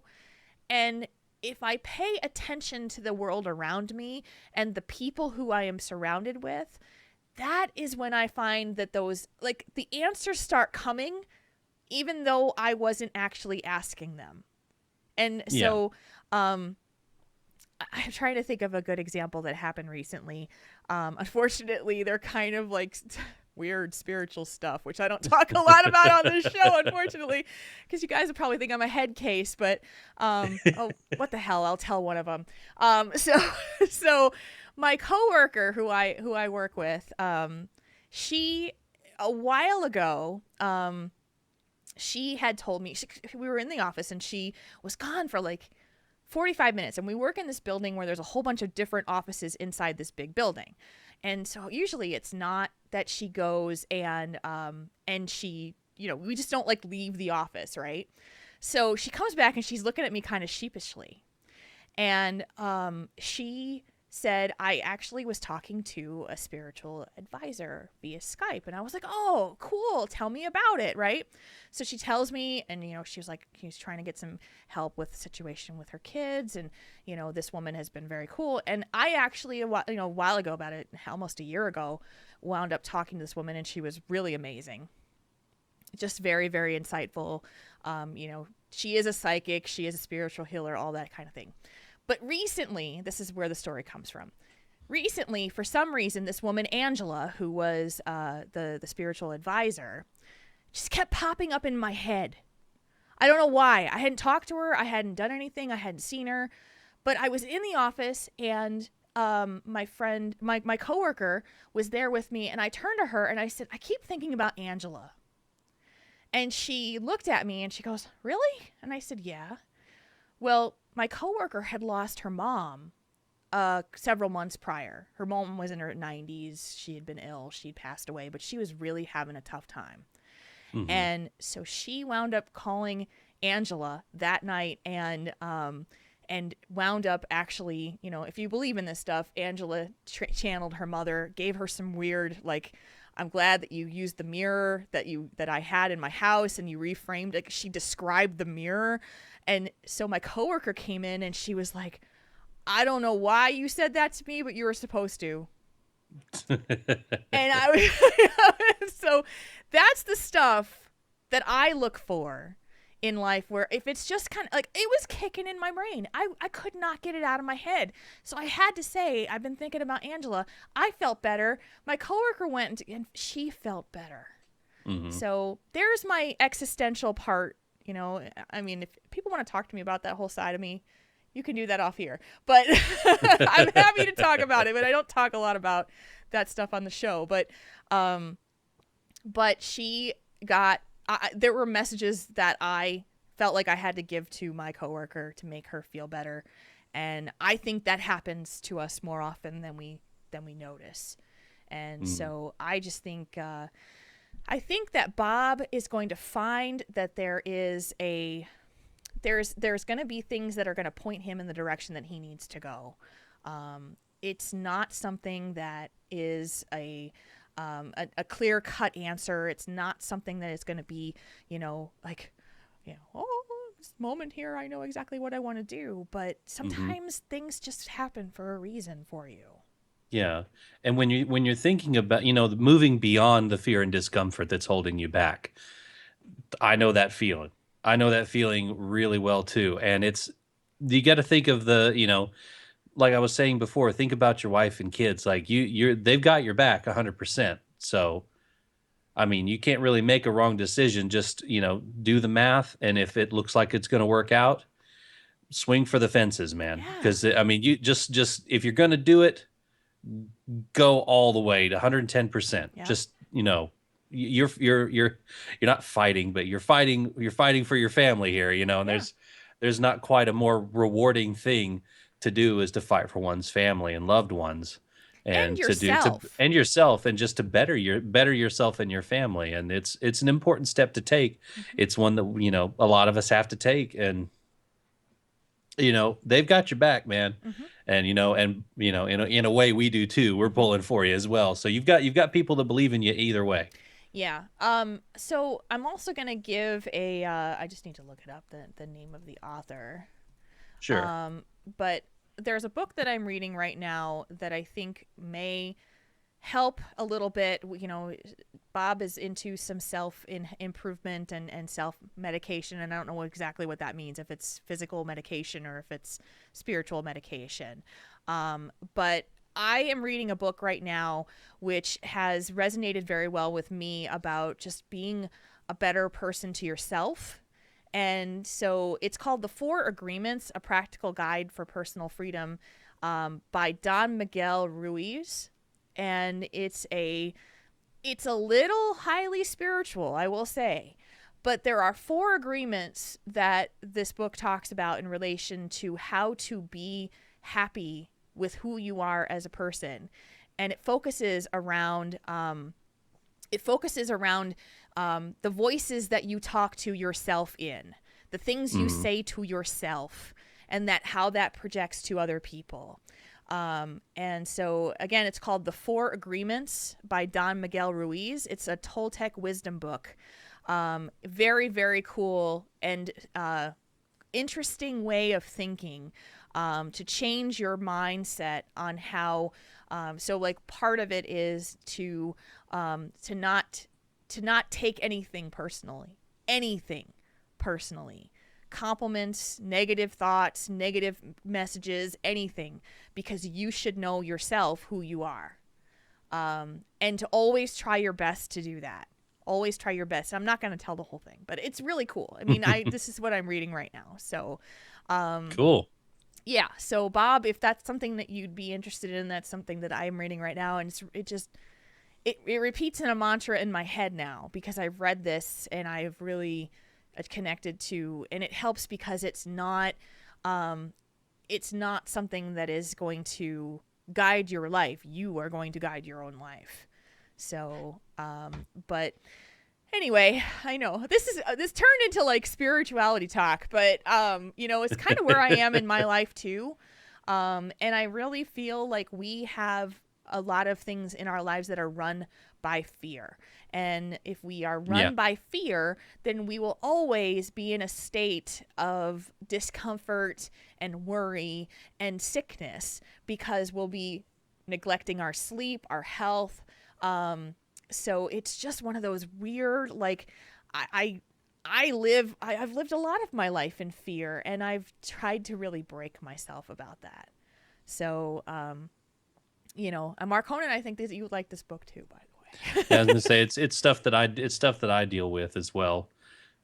It's definitely sounds like something I could get something out of. Well, when you think about fear, it's the things that we're afraid to fail. We're afraid to make the wrong decision. We're afraid to not do the right thing for somebody else. When people are relying on you as the breadwinner of your family, you feel that pressure on yourself that if you make a mistake, it is going to cost both you and your family. Oh, yeah. Yeah. So that is something that you have to, and it's not blind faith, leap into the ether and just go and do whatever. It's, we're making decisions based off of logic and reason and all the things. You're looking at your budget, you're looking at your location and logistics and who's going to do what and where. But sometimes it is about faith and believing that you have more strength than you actually do. Like you think you might have some, lack of strength, but you are stronger than you believe you are. So, but I think Bob is going to have to just learn on, maybe you haven't had a situation where you've actually taken that first step on anything, Yeah. When and there's an interesting point in this email I just wanted to touch on where he says, I get bored and sidetracked, where something was used to be like a near obsession 1 week, like I couldn't get it out of my head. It just means that you're not finding the right things to put your passion towards. It's like you're searching so hard to find it. I see this with a lot of people. I see a lot of people who like to just be like, oh my gosh, this thing, I'm totally into this thing. Let me tell you all about this thing. I'm going to tell everybody I know about this thing. I am so into this thing. And then it's like almost exhausting about this thing. And then 2 weeks later, you guys, have you heard about this other thing? Oh my God, I'm really into this other thing. It's so cool. It's like the best thing ever. It feels like you try too hard, Yeah. Because if you are interested in a thing, you don't need to tell anybody else about how cool that thing is. You're happy enough to talk about it for yourself. Yeah, it's like a slow burn. It's not a giant explosion of interest and passion for like a little bit. It's a slow burn, or like a diesel engine. It just keeps on running. Well, and it's sustainable. It stays, it keeps going. Yeah. So, but I've seen that happen for people who get it, and I wonder if there is a portion of that, which is just like trying to convince yourself that you're now interested in something super cool and telling everybody else that you got to be interested in this super cool thing because you need that feedback to be able to be, someone else is engaged in it. If people aren't engaged with you, there's all that great stuff that's part of that too. So just be aware if you're repeating that pattern, what are the things that you do in relation to that pattern? Are you just like obsessed to the point where you lose sleep over it? It may not be a sustainable interest in it. So, anything else that you wanted to chat about with this one? I don't think so. I think I pretty much covered everything that I wanted to say about it. Best of luck to you, Bob. Yeah. And let us know how it goes, because we're pulling for you on whatever decision you make. You're doing the right things by evaluating what you have brought to the table with this situation, and I love that. And for you, Mark Honan, I think that your situation is really, look at your eyes darting back and forth. Me? Who's this? I think that you need to continue to look for the positive signs and the things that are coming in your life that are good. These transitions are happening without your input, but they're happening, and finding the silver lining of it and the good things that'll come of it, that you get things that you get rid of the bad stuff in order to make these transitions will be only a good thing for you. Yeah, it's just it's the fear is the most crippling part, because it's the you think about it analytically, and think about think about the logistics of everything, but it's the fear that really gets you, and that's the thing that I need to work on the most, is just overcoming that. Yeah. And I know Bob can, if you haven't told your wife about this, about your fear and stuff, go ahead and tell her, because that helps for them to know and to be able to like reinforce, that they've got your back and they're on your side with this. It helps a lot. It helps a whole lot. Reese is wrapping herself around Mark Honan's neck, which is the cutest I know thing it ever. is. She won't stay still. She's on the back of my chair now, but she keeps running around. She's so cute. And I love the point about communicating with your spouse, because you do need to talk about these things. If you are holding in all of the feelings of I am the primary person who needs to make the change, she is there to help you. So be a part of that with you as well. Good luck, Bob. I hope we get a really cool update, positive update from you in the next few months to hear where you've gone and how you found your path. So absolutely. And if you would like to be a part of the show by contributing a letter to the think tank, you can do so. It's questions@taurenThinkTank.com. That's our email address. We love to hear from you guys and the things that you have on your minds.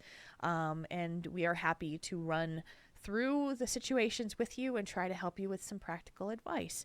And our chat room is also a wonderful place that you can hang out if you are here on Saturday nights while we record the show, because they give great advice as well.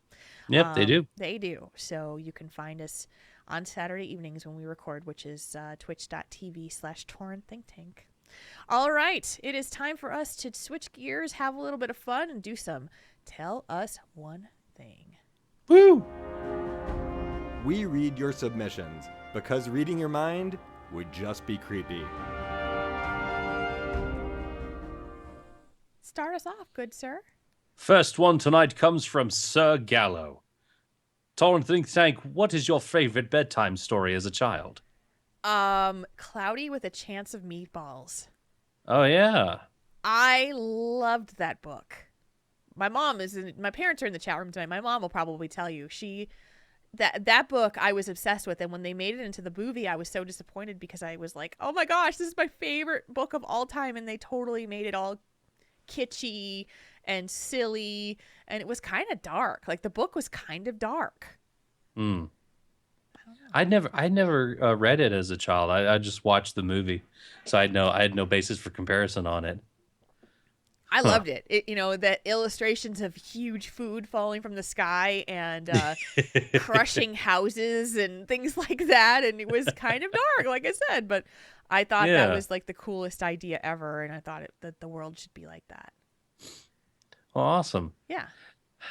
For me, I can't really remember like a bedtime story, like a specific bedtime story, but I do remember, especially when I would stay at my grandmother's house before I went to bed. She had a picture Bible, like a children's picture Bible, and she would read a bit from it, and let me read and see some of the pictures and stuff like that. And so that's the one that really sticks out in my mind. Very first and foremost was that one. Oh, nice.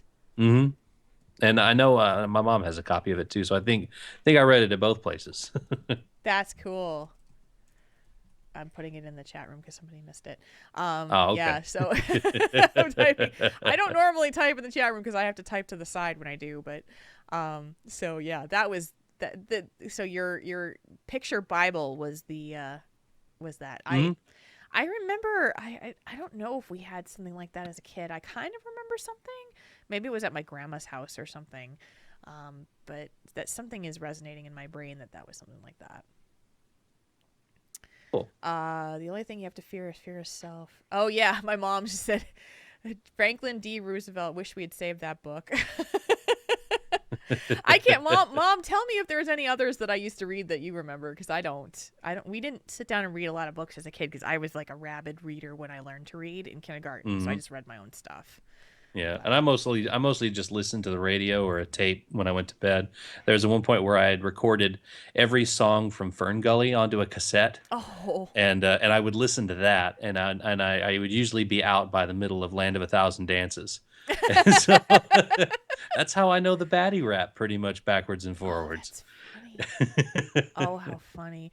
And I think they didn't do this when we were kids, but like the next generation, a lot of kids fell asleep to like certain classical music CDs or that kind of thing, and so they kind of learned classical in that way.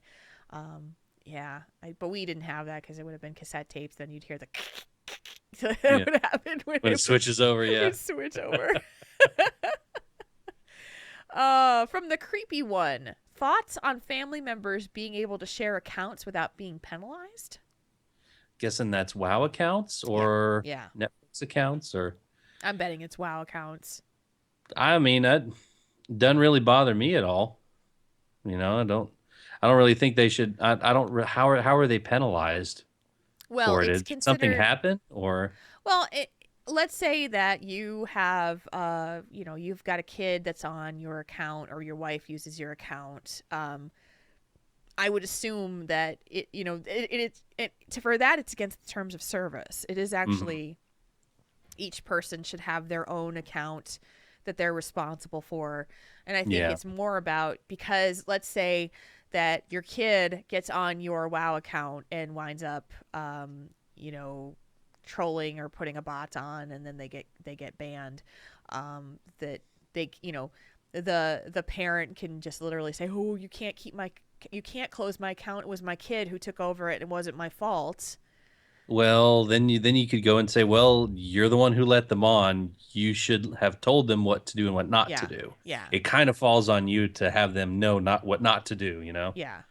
I don't have a problem with people sharing accounts except for what I do with the Convert to Raid Guild, because we have, like, so if you were a leader in the guild, you have access to things for the guild bank and being able to remove people and that kind of stuff. And so we do have a policy where you can't share your account with other people because we can't guarantee that you are the one who is actually doing the invites or all that kind of thing. So yeah, it's I would say that we have it just because of leadership, but it doesn't matter to me if you are just somebody who is playing the game and your kid comes and plays your, I know people who say, "Hey, go do my fishing daily for me," 12-year-old. So yeah, so I don't have to do that. But I'm too afraid of what she would do to my character, so I don't let her. Yeah. So. Too funny. Yeah. But yeah, I just, it doesn't really bother me because, I've had friends that they were like, "Man, I have no idea how to get through this quest." And I just hop, I'll just come over to their computer and I show them or I do it. So I don't think in those cases, I don't think, there should be any penalty for that because it's, as long as you're monitoring what they're doing, or at least, you've got to be responsible for what happens on your own account, period. Yeah. Because it's got your name on it, your credit card info. Right. It's all yours. Exactly. So don't be dumb. Just don't be dumb, and make sure the people that you let play your account, make sure they don't do anything stupid either. Tauren Think Tank, don't be dumb. Don't be dumb. Episode title, don't be dumb. That's too funny. Oh, let's see here. So the next one's from Memmonth. Evil Marconin and Evil Jules did some April Fool's shenanigans this year. What did they do? They banned... Evil Jules banned April Fools from the world. I'm such a Scrooge. I'm so fatigued by all the April Fool stuff, like really, really fatigued by it, that I just want it to go away and stop, because it's the same thing that happens every year where everybody's got to now one-up each other. And I saw this horrible thing that these people did, like, when you read BuzzFeed and you see all this dumb things that people do in the world, and this one, it was like this one thing that this couple did where the girl messaged her boyfriend and say, "Yeah, I want to break up," and he's like, "Oh, I'm so glad you said it first." And she's like, "Wait, what?" He's like, "Wait, what?" And she's like, "Oh, dude." I was like, "Oh, man." It turned out that he was playing the joke on her too, and the whole thing went viral. And and I'm just like, this is so stupid. Like, stop messing around with this stuff and just be, let's stop the pranks. I don't like I got this thing so at my job, I have an account at envelopes.com because we order these envelopes for our invitations that we send out twice a year for trade shows. And they sent me this advertisement that said, scented envelopes, cheeseburger, nacho, and there was one other. And I read this and I went, "Shut up." I just deleted it. Shut up. That was kind of clever. I mean, it was clever, but I just go, you just wasted how much time and resources creating this damn fake ad and mailing it out to a whole bunch of people. You clog up my mailbox. That was bitchy, Jules. Yeah, I don't even really think about April Fool's Day that much, except to ignore everything I see on the internet for that day. Seriously. Like all the new, I visit a few like movie and news websites, and I just have to which one's real, which one's not. And, and I get fooled every once in a while, but not like extremely so. But yeah, I like the one thing I don't, the funny stuff, just the little funny stuff I think is okay. But it's the, "Hey, I just want to tell everybody, I'm pregnant. I saw a lot of those last few years on Yeah. Facebook, and man, 17 comments later down after all the, oh my gosh, congrats. Oh, I can't believe you, blah, blah. And then it's just like April Fools. Oh man. And I've had some friends that have gotten the pregnancy scare from their girlfriends and wives and fiancés on April Fool's Day, and it gets them because they're like, oh no, what am I That'll gonna screw with your relationship. Yeah. So I mean, seriously, that'll screw. I saw somebody on my personal Facebook page that this girl posted a really garish ring, like a huge ring, and was like, and then and then tagged this other guy, and so it said like with John Smith, and everyone's like, oh my god, I didn't even know you guys were dating.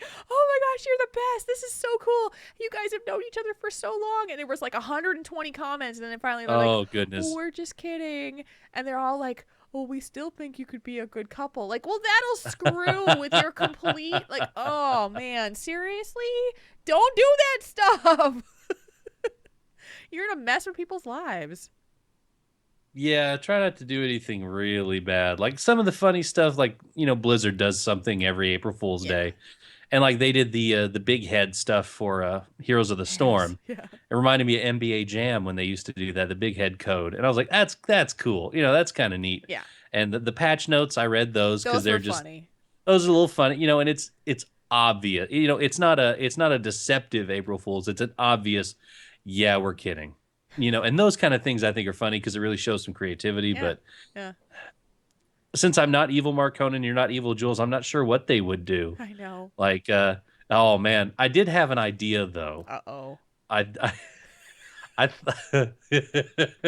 thought about photoshopping me getting the Swift Zulian tiger, which is the orange tiger that used to be able to get out of Zul'Gurub. No. Yeah, I was gonna say that I got it out of the salvage crate. What do you do with your salvage yard? No. And I was like, that's like too much Photoshop work for me to do, because I could Photoshop me on it, and it'd be believable enough. But I was like, nah, I probably shouldn't. I shouldn't. And my mom just put in the chat room, hey, Jules, guess what? I'm pregnant. April Fools. Mom. Got a new brother or sister you on and the Dad way. are not supposed to be doing that anymore. My virgin ears, no. Oh, I man. love you, Mom. Oh, Alessandra, I wanted that tiger too. I can only hope for the black market auction house to get one and me be very rich one day to get it. That is cool though. That would be mean and mean and mean because Oh yeah. Oh man, that's too funny. Okay, we got the creepy one again. WoW is down for maintenance, but you have a Heroes beta access. Do you play? And if so, who? And who does your co-host play? Well, I do play every once in a while. I've only really played the ranged people because that's how I kind of play WoW. So I like Raynor. I know he's kind of the intro guy, which is kind of how I play Heroes. I don't know that much. So I just kind of stand back and shoot at things, and hopefully everybody else can tell me where to go. But I also bought Jaina because mage. She's awesome. And so I've been playing her. I don't quite know how to play her right yet. So there's that. And I knew for Jules, if I had to pick one, gosh, what's the Lily? Yeah. Is that Chen's niece? Yes, I do play Lily. Okay, that would be the first one that I would pick for you. Yeah, she's awesome. I love Lily. She's a great healer. And I also picked up Sylvanas when she came out, and she is badass. She is. That's what I've heard. Oh my gosh, they got to nerf her. I mean, she's just she tears stuff up, and then when you get your second level, third level talents, they're just like, oh man. So, but I would say that you might have some fun playing. What's her face? The Queen of Blades. What's her name? Kerrigan. Because I've seen like Kerrigan and Diablo really tear things up, but their their melee class, so you might something different. Yeah, when we because play, I wouldn't mind just ripping face. Yeah, when I play with friends, Robin from our raid team plays Diablo a lot, and she just tears stuff up. And Midnight loves to play Kerrigan, and she tears stuff up. So I think it's Kerrigan who has these claws that come up from the ground and just like rake towards somebody. And so they're really cool. It's pretty neat. So, yeah. That's awesome. Yeah. Yeah, I really need to get some extra time to play that with you guys. Yeah, and Time says Nova from there. Yeah, I want to try her out too. We need to try. Maybe we'll do another stream at some point for stream for maybe we'll do a hero stream or something. So that sounds good. Yeah, why not? You want to read the next one? Yes, the next one. Where was a creepy one? Okay, there we go. This next one's from Muzzy _AIE. Would you rather attend Greendale Community College or Faber College? Now, Faber College is from that's from the Animal House. What's Greendale Community College? That's from the show Community, the TV show Community. Okay, I've never seen that show, so I don't know. That's the thing. I've seen neither of these. Okay, so you haven't actually seen Animal House, huh? Not all the way. I mean, I know a couple of the key scenes. Like I had to Google them earlier because I had no idea what either of them were. I had a feeling the Community College was the one from the show Community, but yeah, I just from the outside of it, I would Faber College maybe. Well, Faber College looks pretty. It actually looks very similar to the college that I went to in Allentown, Pennsylvania, a real small one. It was a small private college called Muhlenberg College, and it's only. I went to school with only 1,600 students, and so it was kind of this real small, like within 5 blocks was the entire college. So that's kind of what Faber looks like to me. So I would connect more to that, but rather than a community college, because I went to a private college. So, and I think that's what Faber is on that movie. I think it is. Yeah, I went to a state school, or just a public state school, but I did go to a local community college for college algebra. And during high school, I went there to play with their jazz band, just to give me something. It was a free A every semester for like 3 years, and it was a lot of fun because I got to play with college level musicians, and even it was like a community jazz band, and so I liked that. I liked how it was really close, and only 20-25 minutes from the house. Nice. And so it was nice to go there. It's a lot more relaxed atmosphere. So I mean, I could go either way, but I don't know, just based on what I know of Animal House and just how much of an iconic college movie it is. Yeah. Toga, so food true. fight. And when he squishes his mouth, he's got some in his face. He's like, I'm a zit. Squish. That movie. I was like, yeah, that's something else. Classic movie. Yeah. Tiemonger in the chat room said he went to a college that only had 119 students. That's about the size of my graduating class in high school. Yeah. Wow. So that's small, but that sounds kind of cool. At least you'd know everybody. Yeah. Definitely. You would. That's kind of cool. From Fracta AIE Guild, what WoW class and spec is your co-host in real life, and why? What would you be in real life? I know, I'm thinking the same thing. What Mark? I would say that you are, gosh. I don't know, monk is coming to mind for you. Kind of a not windwalker monk. You're bouncing from place to place all the time. Sometimes, traveling very quickly to get there. And so I would say, and you're always on the move. Different places. Your job is very physical, so you're always on your feet, spinning around, doing a whole bunch of things, moving this, putting that together. So I would say you'd be a windwalker monk. Cool. Oh man, I gotta think about yours. Yeah. I mean, it's kind of easy to go the druid route because you do have a lot of those qualities of a resto druid. I would almost, I would almost want to put in some Mistweaver monk as well.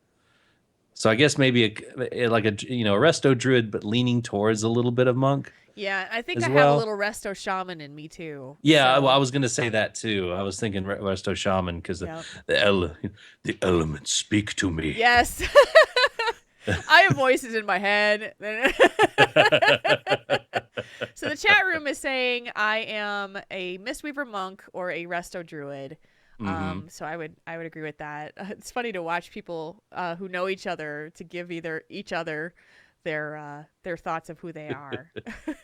Elephants guide me. Nice job, Nate. No, it's elements. Elements. And 20 said I'm a Ret Pally. I could see that a little bit. Ret Pally, yeah. I mean, that's the extra nobility and yeah. I mean, I could see that for sure. For justice. And Tiemonger's right. I turn into a kitty a lot of times because I usually have a cat on me. And like Marconin has a cat on me. I have a cat on me. Cat. My goodness.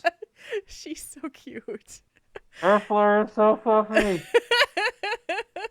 So if you want to get in on the Tell Us One Thing craze, if you've got a burning question that just keeps you up at night that you want to hear us answer on the show, it's our time to kind of have some fun, talk a little bit about WoW and life, and get a chance to interact with us as well. You can do so on Thursdays on our Twitter account, which is at Tauren Think Tank on Twitter. You can also send them in on our email, questions@taurenthinktank.com, or our Facebook page, which is facebook.com/TaurenThinkTank. And with that, as Marconin cuddles that very adorable kitty in his arms, He's so fluffy. So fluffy. We're going to talk about all the feedback we got for the week. Feedback. Ladies and gentlemen, we now bring you... Wow, that's a lot of feedback. Are you feeling like reading it all, or I can take it? Sure, yeah. Okay. My voice is doing a little bit better now. Okay, why don't you read the first one? Alrighty. I wanted to write in with feedback for this week's episode about Gossi, the healer, coming back from a long break. When I was listening to that bit, I turned to my husband and said, this is me. I need to send feedback. So, here it is. Whether she's coming back to the same or different friends, there will be a lot of the same challenges. In my case, I was coming back after a divorce to totally different friend group, so it was perhaps easier as I didn't have to worry about the in-joke issue, but I still had to rely on them. I still rely on them to help me as a healer and as a helper by nature. It goes, I'll make sure, because there was a period in there and the cat, get off me, cat. Try again. Darn cat. 1 second. She unplugged his headset. She unplugged my headset, and then she grabbed onto it and was fighting with me for it. Cat. Okay, I apologize for that. No problem. Okay. Whether she's coming back to the same or different friends, there'll be a lot of the same challenges. In my case, I was coming back after a divorce to a totally different friend group, so it was perhaps easier as I didn't have to worry about the in-joke issue, but I still had to rely on them to help me, and as a healer and a helper by nature, it goes against our nature to rely on others. It's very hard to say, please, may I have some help with leveling my character, or even, yes, you may power level me. I have a hard time letting people help me while I am sick in real life, and in game is no different. I imagine that Gossi, as a stated healer archetype, is the same way, and my advice, as one healer archetype to another, is to take a deep breath and let it out and ask for help. Your friends want to give it because they want your help in the end. And that comes from Varen. Sorry, yep. there was a pronunciation at the end, and I had to read that. It's from Varen, also Keisha. Varen/Keisha. Awesome. Yeah, I think we've had this discussion on the show before about archetypes and how they that the things we play tend to put, that we gravitate toward and play a lot, tend to be more of who we are in real life. And so if Gossi is doing that, and she just wrote us earlier in the show tonight to talk about how she's been more comfortable trying some different things and not feeling like she's been tied too close to it. So yeah, most definitely. Yeah, and I'm glad she's having a good time being back too. Yeah. Our next feedback, hello Tauren Think Tank and my favorite podcast. I hope you guys are having a great week off. I wanted to share with you my experience with the Pen Pal program. I have to say, I love it. I've been paired up twice now. The first time I was paired up with a very nice guy who is very shy and doesn't write often. However, his letters are fun, insightful, and detailed. I haven't caught up with him online yet, but I have hopes. I also look forward to his next letter. This time, I was paired up with a new friend who writes often and was looking for a more active guild. My guild and I welcomed him in, and my guildies are also excited to see him log on. And I am happy for this program, which has brought me more friends. Keep doing what you're doing, and thank you for helping me build more friendships. Hugs from Keytab. That's awesome. Yeah, that was really, really cool. We've gotten feedback from folks who are enjoying their pen pals, and we've gotten some questions of when we will do this again. Most likely, I will probably kick off another round of it within the month. So we'll start recruiting for people to sign up again, and we'll match you up and let you go to town, meet some folks. If you're looking to find a new WoW friend, that'd be kind of a neat thing. So I love that. I love hearing that people are finding each other and getting new guild friends and meeting each other that way. And there are going to be some folks who didn't have the perfect match or a match at all, and that's kind of part of the deal. We ask pretty generic questions just because we want to give you a chance to meet new people, and sometimes it doesn't work out perfectly, so that's why we keep doing it, because you may actually find that perfect friendship match. So awesome. And then the last one. Is this the last one? Yes, it is. Hey there, Jules and Marconin. Just started listening to Triple T, and I like what I hear. You two were talking about lending a hand. I go by the pay it forward motto in real life and in game. A couple of examples. In the drive-thru at any restaurant, I'll pay for the folks who are behind me. Not all the time, but randomly. I'll help out the folks at church when kids are having a hard time paying for trips. I'll help out where I can. I try and go out of my way to do something thoughtful every day. In game, I like to help out as well. I'll help out people with finding followers, doing lower level dungeons, helping out with trapping even if I don't need it. I paid for subs if someone is having a hard time. I'll stop and chat with someone just to chat. Sometimes people just need that. There are a lot of good people in this world, but there are also some bad ones. It's the bad ones that always seem to stick out in our mind. Why is that? I try to think of the good people I've met. Let those push out the bad. Real quick story. Well, maybe not quick, but here it goes. On my way back from BlizzCon 2014, I ended up stopping to help a couple of guys that ran out of gas. I saw them walking along the interstate, so I turned around, picked them up, and brought them to get some gas. It turned out that they were also coming from BlizzCon as well. Kind of cool. Anyway, enough from me. I'm long-winded sometimes. Take care, and thank you for what you guys do. From Arrow. That's awesome. It's an awesome story. What a generous individual. Amazingly generous. And I love these kinds of stories of people who just do something for others without expecting anything in return. And it's just a really cool thing to hear. It's a question of why do the bad ones stick out in our minds? It's the ones that are bad. They tend to wound or injure. If you have a bad person in LFR or a dungeon group who treats you poorly or makes you feel bad about yourself, that saying always goes out there to say the bad stuff is easier to believe, because it kind of echoes the stuff that we fear in our brains about ourselves. You suck. You don't know what you're doing. You made a mistake and I'm going to tell you about it. All those horrible things that we fear. That fear thing again. It's pretty telling. So I always try to remember the good people. That's not easy, but it kind of goes to the bad people, especially if they hurt. They do stick out more than the people that do good. Yeah. It's unfortunate, but it's a fact. It's true that the bad stuff affects you more, and it's therefore more memorable. Yeah. But to really take the time to remember the good, it will go to combat that, and and also help affect you and make you think more positively, and you'll get moments like Arrow does where he'll help people out, and that's really awesome. I like all the things that he does for other people. It's the way it should be. Mm-hmm. you know. Yeah, and he's doing it because it brings him happiness for himself.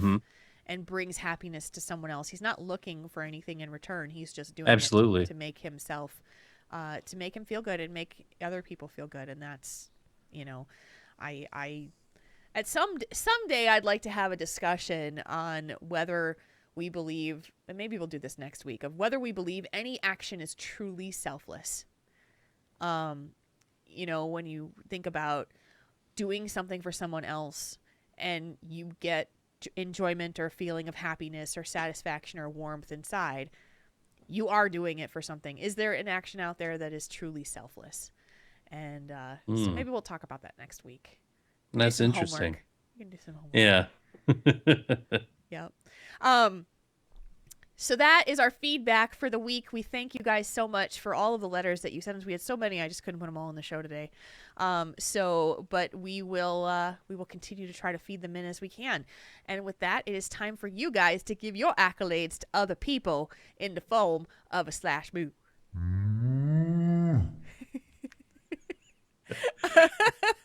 I got a little sassy there. Yeah, you did. Speaking of sassy, the first one comes from Geek is Cool. And he says, I like to say thanks to all my Twitter friends.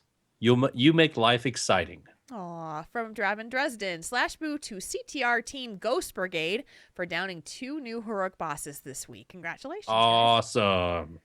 Next one comes from our good buddy Moo Guyver. It says slash moo to my darling Natani Pally, who made me maple bacon, eggs, and toast for breakfast in the bed yesterday morning. Aww, nice. Man. Maple bacon in bed. Nice. That's awesome. I like slash mo, by the way. Slash mo. Slash mo. Slash mo from Moo Guyver. From Randomal CTR, I would love to give a slash moo to the CTR Guild for being so awesome and giving us Wayward Raiders a home. Absolutely. That's how I got there. Yes. And the next one comes from Avranim. I'm hoping I pronounced that right. Yep. From Avranim. Slash moo to at DisneyGirl85 for being there to listen to me through my ups and downs after my surgery. From Spaz Wesson, slash moo to Lady Serious for putting up with my family this Easter, even though they can be annoying. The next one comes from Jackie B, who says, can I have a slash moo to Aldrich? A man that reads directions. A man that copes with my mood swings. A man that leveled 2 tunes to 100 in a single night. Warrior and shaman. Damn. That's some doings. That's hardcore. Right there. Wow. Hopefully you didn't start from 90 to 100. Holy crap. And slash moo to my friends Skur and Aryi from Auchindoun EU. I missed out on the 10-year anniversary gift statue, and they completely surprised me this week by sending me one of theirs. From Jane. Since I'm not allowed to slash moo you guys, I just want to thank you very much for doing a fantastic show. I've listened to them all. Slash moo. Ha! I did it anyway. You punked me. They made you read it. They got it. There's some ones that flew by in the chat room, so let me see. Yeah. From the Lero slash moo at Jen Morton. You are an awesome person. Do not forget that. And also from Rambling Noob slash moo to Midnight for suggesting I read Ready Player One. Loved it. Also slash moo to Rubber Chicken Coalition for officially inviting me to the squad. Awesome. And I see one more slash moo from Ty Monger. Give a slash moo to Mark Honan's cat for being interesting. Yeah, she's definitely that. She's just hanging on the back of his chair, just waiting for a moment where she can drape herself around his neck. It is the cutest thing ever. And you can watch it on the video if you'd so choose. She's a sweet black kitty. And you guys can find the show on iTunes and Stitcher Radio. You can find us on Alpha Geek Radio. And you can rate us on iTunes and Stitcher if you'd like and tell us what you think of the show. Tell others what you think of the show. Helps the show out by doing that. We thank you all for the listens that you give us whenever you can, whether it's live or in the car or in your earbuds or wherever you are. Yep, or on YouTube. We appreciate every listen you give us. And again, our email is questions@taurenThinkTank.com. You can find us there to give us all of the stuff that we use for the show. We use a lot of letters from you guys, so feel free to send us one and send us your feedback, your contributions, your tell us one things, your slash moves, and your letters. And that, Marconin, is a show. You did so well considering you have a cold in your nose. Yep. And I took cold medicine right before the show, so I'm a little loopy, but so I apologize for that. Yeah, just a little bit. There were a couple moments you were talking, I'm like, oh wow, this is some stuff right here. Yeah, this is some stuff. Oh boy, let's see if I can get through this. All right. So but I held up. You're back on days this week. Anything going on that you wanna talk about?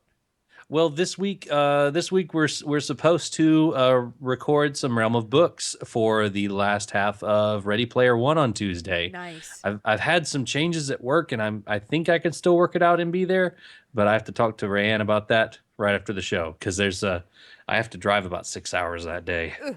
And work, so it's going to be a little hairy. Ugh. But yeah, that's really the only thing that's coming up for that, and also Realm of Books. If you guys haven't listened to it, it's a really excellent book review podcast hosted by Rayanne and Arcane. Yeah, and it's a real good time.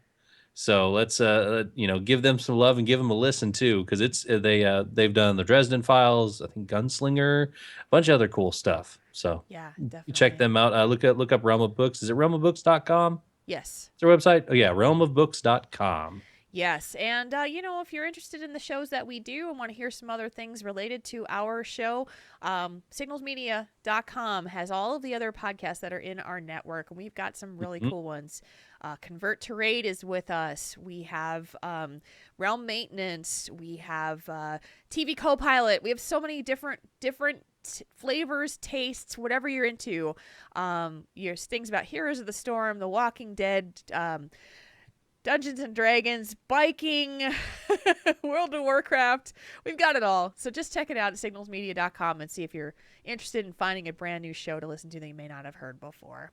Mm-hmm. And I was wrong about the Realm of Books website. It's realmofbookspodcast.com. Ah, there we go. Awesome. Well, with that, it is time for us to bring the show to its close. So we will do that beginning right now. Tauren Think Tank is a proud member of the Signals Media All-Star Network. Find out more about the other great shows in our network by going to signalsmedia.com. Our voiceovers are done by the two uber mages, Arcane and myself, Marconin. You can find us outside of the show on our website, taurenThinkTank.com. Oh, that cough medicine. taurenThinkTank.com, which has all of our podcasts and information on how to get in touch with us. And also, don't forget to get your Triple T t-shirts. You can find those at slashloot.com. 3 different designs to choose from in a lot of different colors. Yes, pretty sir. Cool stuff. I've got a couple of them. Yes, and they're pretty awesome. We thank all of our patrons as well. Our show will always be free. Your support helps us to do even more. If you would like to become a supporter and patron of the show, you can do so at patreon.com/TaurenThinkTank. Mm-hmm. You can also like us on Facebook and find us there at facebook.com/TaurenThinkTank. You can find the Twitter for our show on Twitter at Tauren Think Tank as well. You can find Jules at Jules RPG and myself, Marconin, at Marconin Wow. That's Marconin, WOW. You can also chat with us on the forums. That's the Signals Media's forums. And if you want to give those boards some love, you can find that at forums.signalsmedia.com. Thank you, everyone. Thank you, chat room, for being with us tonight, hanging out with us every Saturday night at 9 o'clock Central Time at twitch.tv/TaurenThinkTank. You can also find our mobile audio stream if you are on the road and just need to get mobile at Alpha Geek Radio. It's tunein.alphageekradio.com. We love seeing you guys all with us, and we are so glad that we were able to be back this week. I missed this last week. Back in the saddle again. Yeah. It was good. Good to be back. Marconin, keep feeling better, okay? I will. I will. Right. Got some more vitamin C I'm going to take and try and get some rest. Excellent. Get some more rest. And we will be back next week with a show for myself, for Marconin, for Arcane, for our entire chat room. Until next time, /moo, everybody. /moo.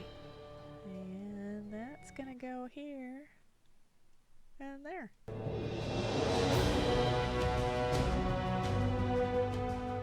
Tauren Think Tank. We make your problems less bad.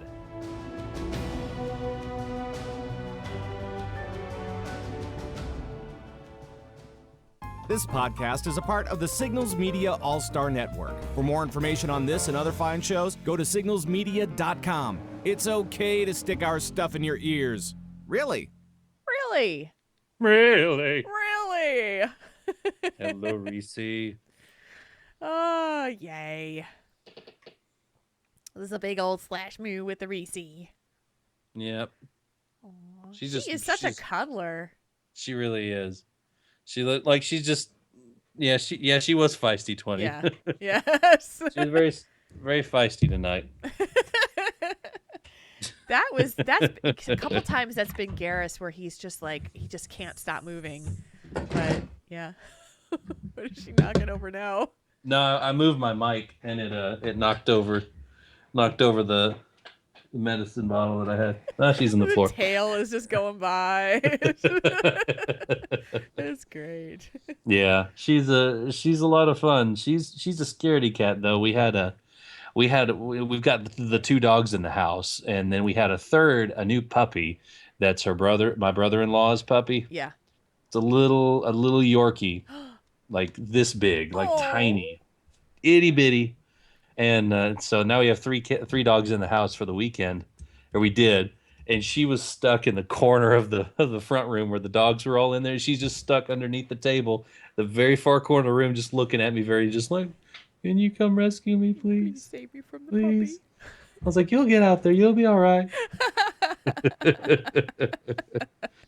Oh, it's hard when there's so many different animals coming in and out of the house. Yeah, and she's a scaredy cat out of the two, so she'll go and hide. She's actually been hiding in here and sleeping in this chair all day today. Yeah. I just leave her in here. I was like, "All right, I'll see you later," and come back, and I know exactly where she's at. She's sitting right in the chair. She needs a safe place, though. Yeah. She needs a safe room where she feels comfortable, and that's good. Mm-hmm. That's good. I know. Yeah, I mean, Garrus is the scaredy cat in the house. He does not like new people coming in the house, and he does not like the vacuum cleaner at all. Oh, yeah. The vacuum cleaner just drives him nuts, so... the slash moves. Kitlin. Yeah. Nice. What are you listening to? Slash moo, everybody. What? What? What? Oh, I know. I love when people slash moo me. It's awesome. It's very cool. Mm-hmm. All those things that we have done. We are about a month away from our 3-year anniversary. Can you believe that? Yeah. Oh my goodness.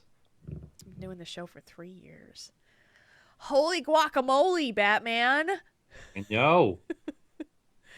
We'll have to come up with something cool to do. Yeah, I'll have to figure out something. Any suggestions you guys have, we'll definitely entertain those. Yes. So if you guys have any ideas, you can email us questions@thorinThinkTank.com. Yep. What you want us to do for the anniversary? Mm-hmm. I've got to talk to Jim Beverly. He after the episode we were supposed to have with him, I got on and ran AQ40 with him. Uh-huh. And then we tried to get the viscous globule pet off of that boss, and it didn't drop. But I was like, "Well, I've got one. Do you want me to just cage it and give it to you so you can learn it and then get the achievement or whatever and then hand it back?" He's like, yeah, that'd be great. I still haven't gotten it back yet. It's been a couple weeks. So I'm gonna now that he's probably awake. He's probably holding it ransom until he can come back on the show. Yeah, well, I may send him a DM on Twitter like, "Yeah, so that pet that I let you borrow, can I have that back, please?" I was like, I know it. I kind of want it. I just, I can't solo it on my mage because I have to do like you have to freeze him and then do a bunch of melee attacks. And I've heard Death Knights can do it, but yeah. I'm kind of like I kind of want I want it back, please. So I know he's probably just forgot about it. Well, they're suggesting a marathon live show for our anniversary. The call-in needs to be you got to be on Skype. Like you gotta have a Skype name because I can't take you in without a phone number. It's just not. It doesn't work with Skype anymore. But that could work if people. The problem is that is like you have to be connected to the person in order to add them to a call. So running a live show like that could be kind of tricky. It's like I gotta figure it out. So, all right, Draven, I'll try that out with the dagger, because I can freeze him, of course, because of Frost Mage, but then it's just like I have a staff and I can't hit him enough. But I'll try that. I'll give that a shot tonight. Very nice. Are you staying up tonight still, or? Not much. I took a nap this afternoon, and I got to see if everybody's back, because mother-in-law does a play, and they were all going tonight. Yep. So. Night, Mom, Pa. Love you. Night, Jules. Jules, Mama, and Jules, Papa. Go to sleep. Papa and Mama, Jules. It's late for you. Oh, I do have Thunder Fury, Draven. I could try that. Oh, my nose is running. Stupid nose. The boss I'm having trouble with is it's a Visidius. I can't remember the name of it. Viscous. It's the one it's the one that drops a pet in AQ40, because you have to freeze him and then you have to hit him several times before he'll like die, because you can't just hit him with a bunch of spells. So I don't know. I'll have to get in there, because I do have Thunder Fury. I could just equip it. Mm-hmm. It looks really weird. Vicidus. Yes, I did say Thunder Fury, Blessed Blade of the Windseeker. You heard it here, folks. So my hope is that Viscidus. There we go. My hope is that I can work, since my hours are going to get reduced at my job, that I would hope that we're talking about what day that I would be off, and I'm hoping that Mondays would be that day, because then I would have a 3-day weekend Mm-hmm. It'd be awesome. And then I can work from, do other work at home and stuff. But I could see us, like, everyone's talking about doing a long stream. We could do a show, and then we could do a gaming stream afterwards as part of the show, if we stayed up. And I slept. I slept a lot during the day, so I could stay up late, because staying up late and Jules don't mix very well. Because I'd be old now. Old and tired. Old and tired. I think it's because I've been working this job for so long, is that the overnights hit me harder now. Yeah. I think I'm getting old. Well, you are getting old, because you are getting old. Everybody's getting old. It's just part of the deal. You're gonna get old. That reminds me of the Mitch Hedberg things. Like, someone shows you, like, here's a picture of me when I was younger. Every picture of you is a picture of you where you were younger. Here's a picture of me when I'm older. Hey, what the hell kind of camera do you have?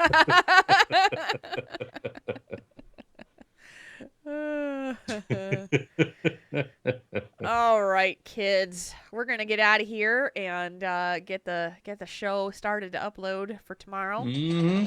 So thank you guys so much for being a part of the chat room. As always, I love you guys. Every single time we do the show, you are a part of the show. Thank you. Yes, thank you very much.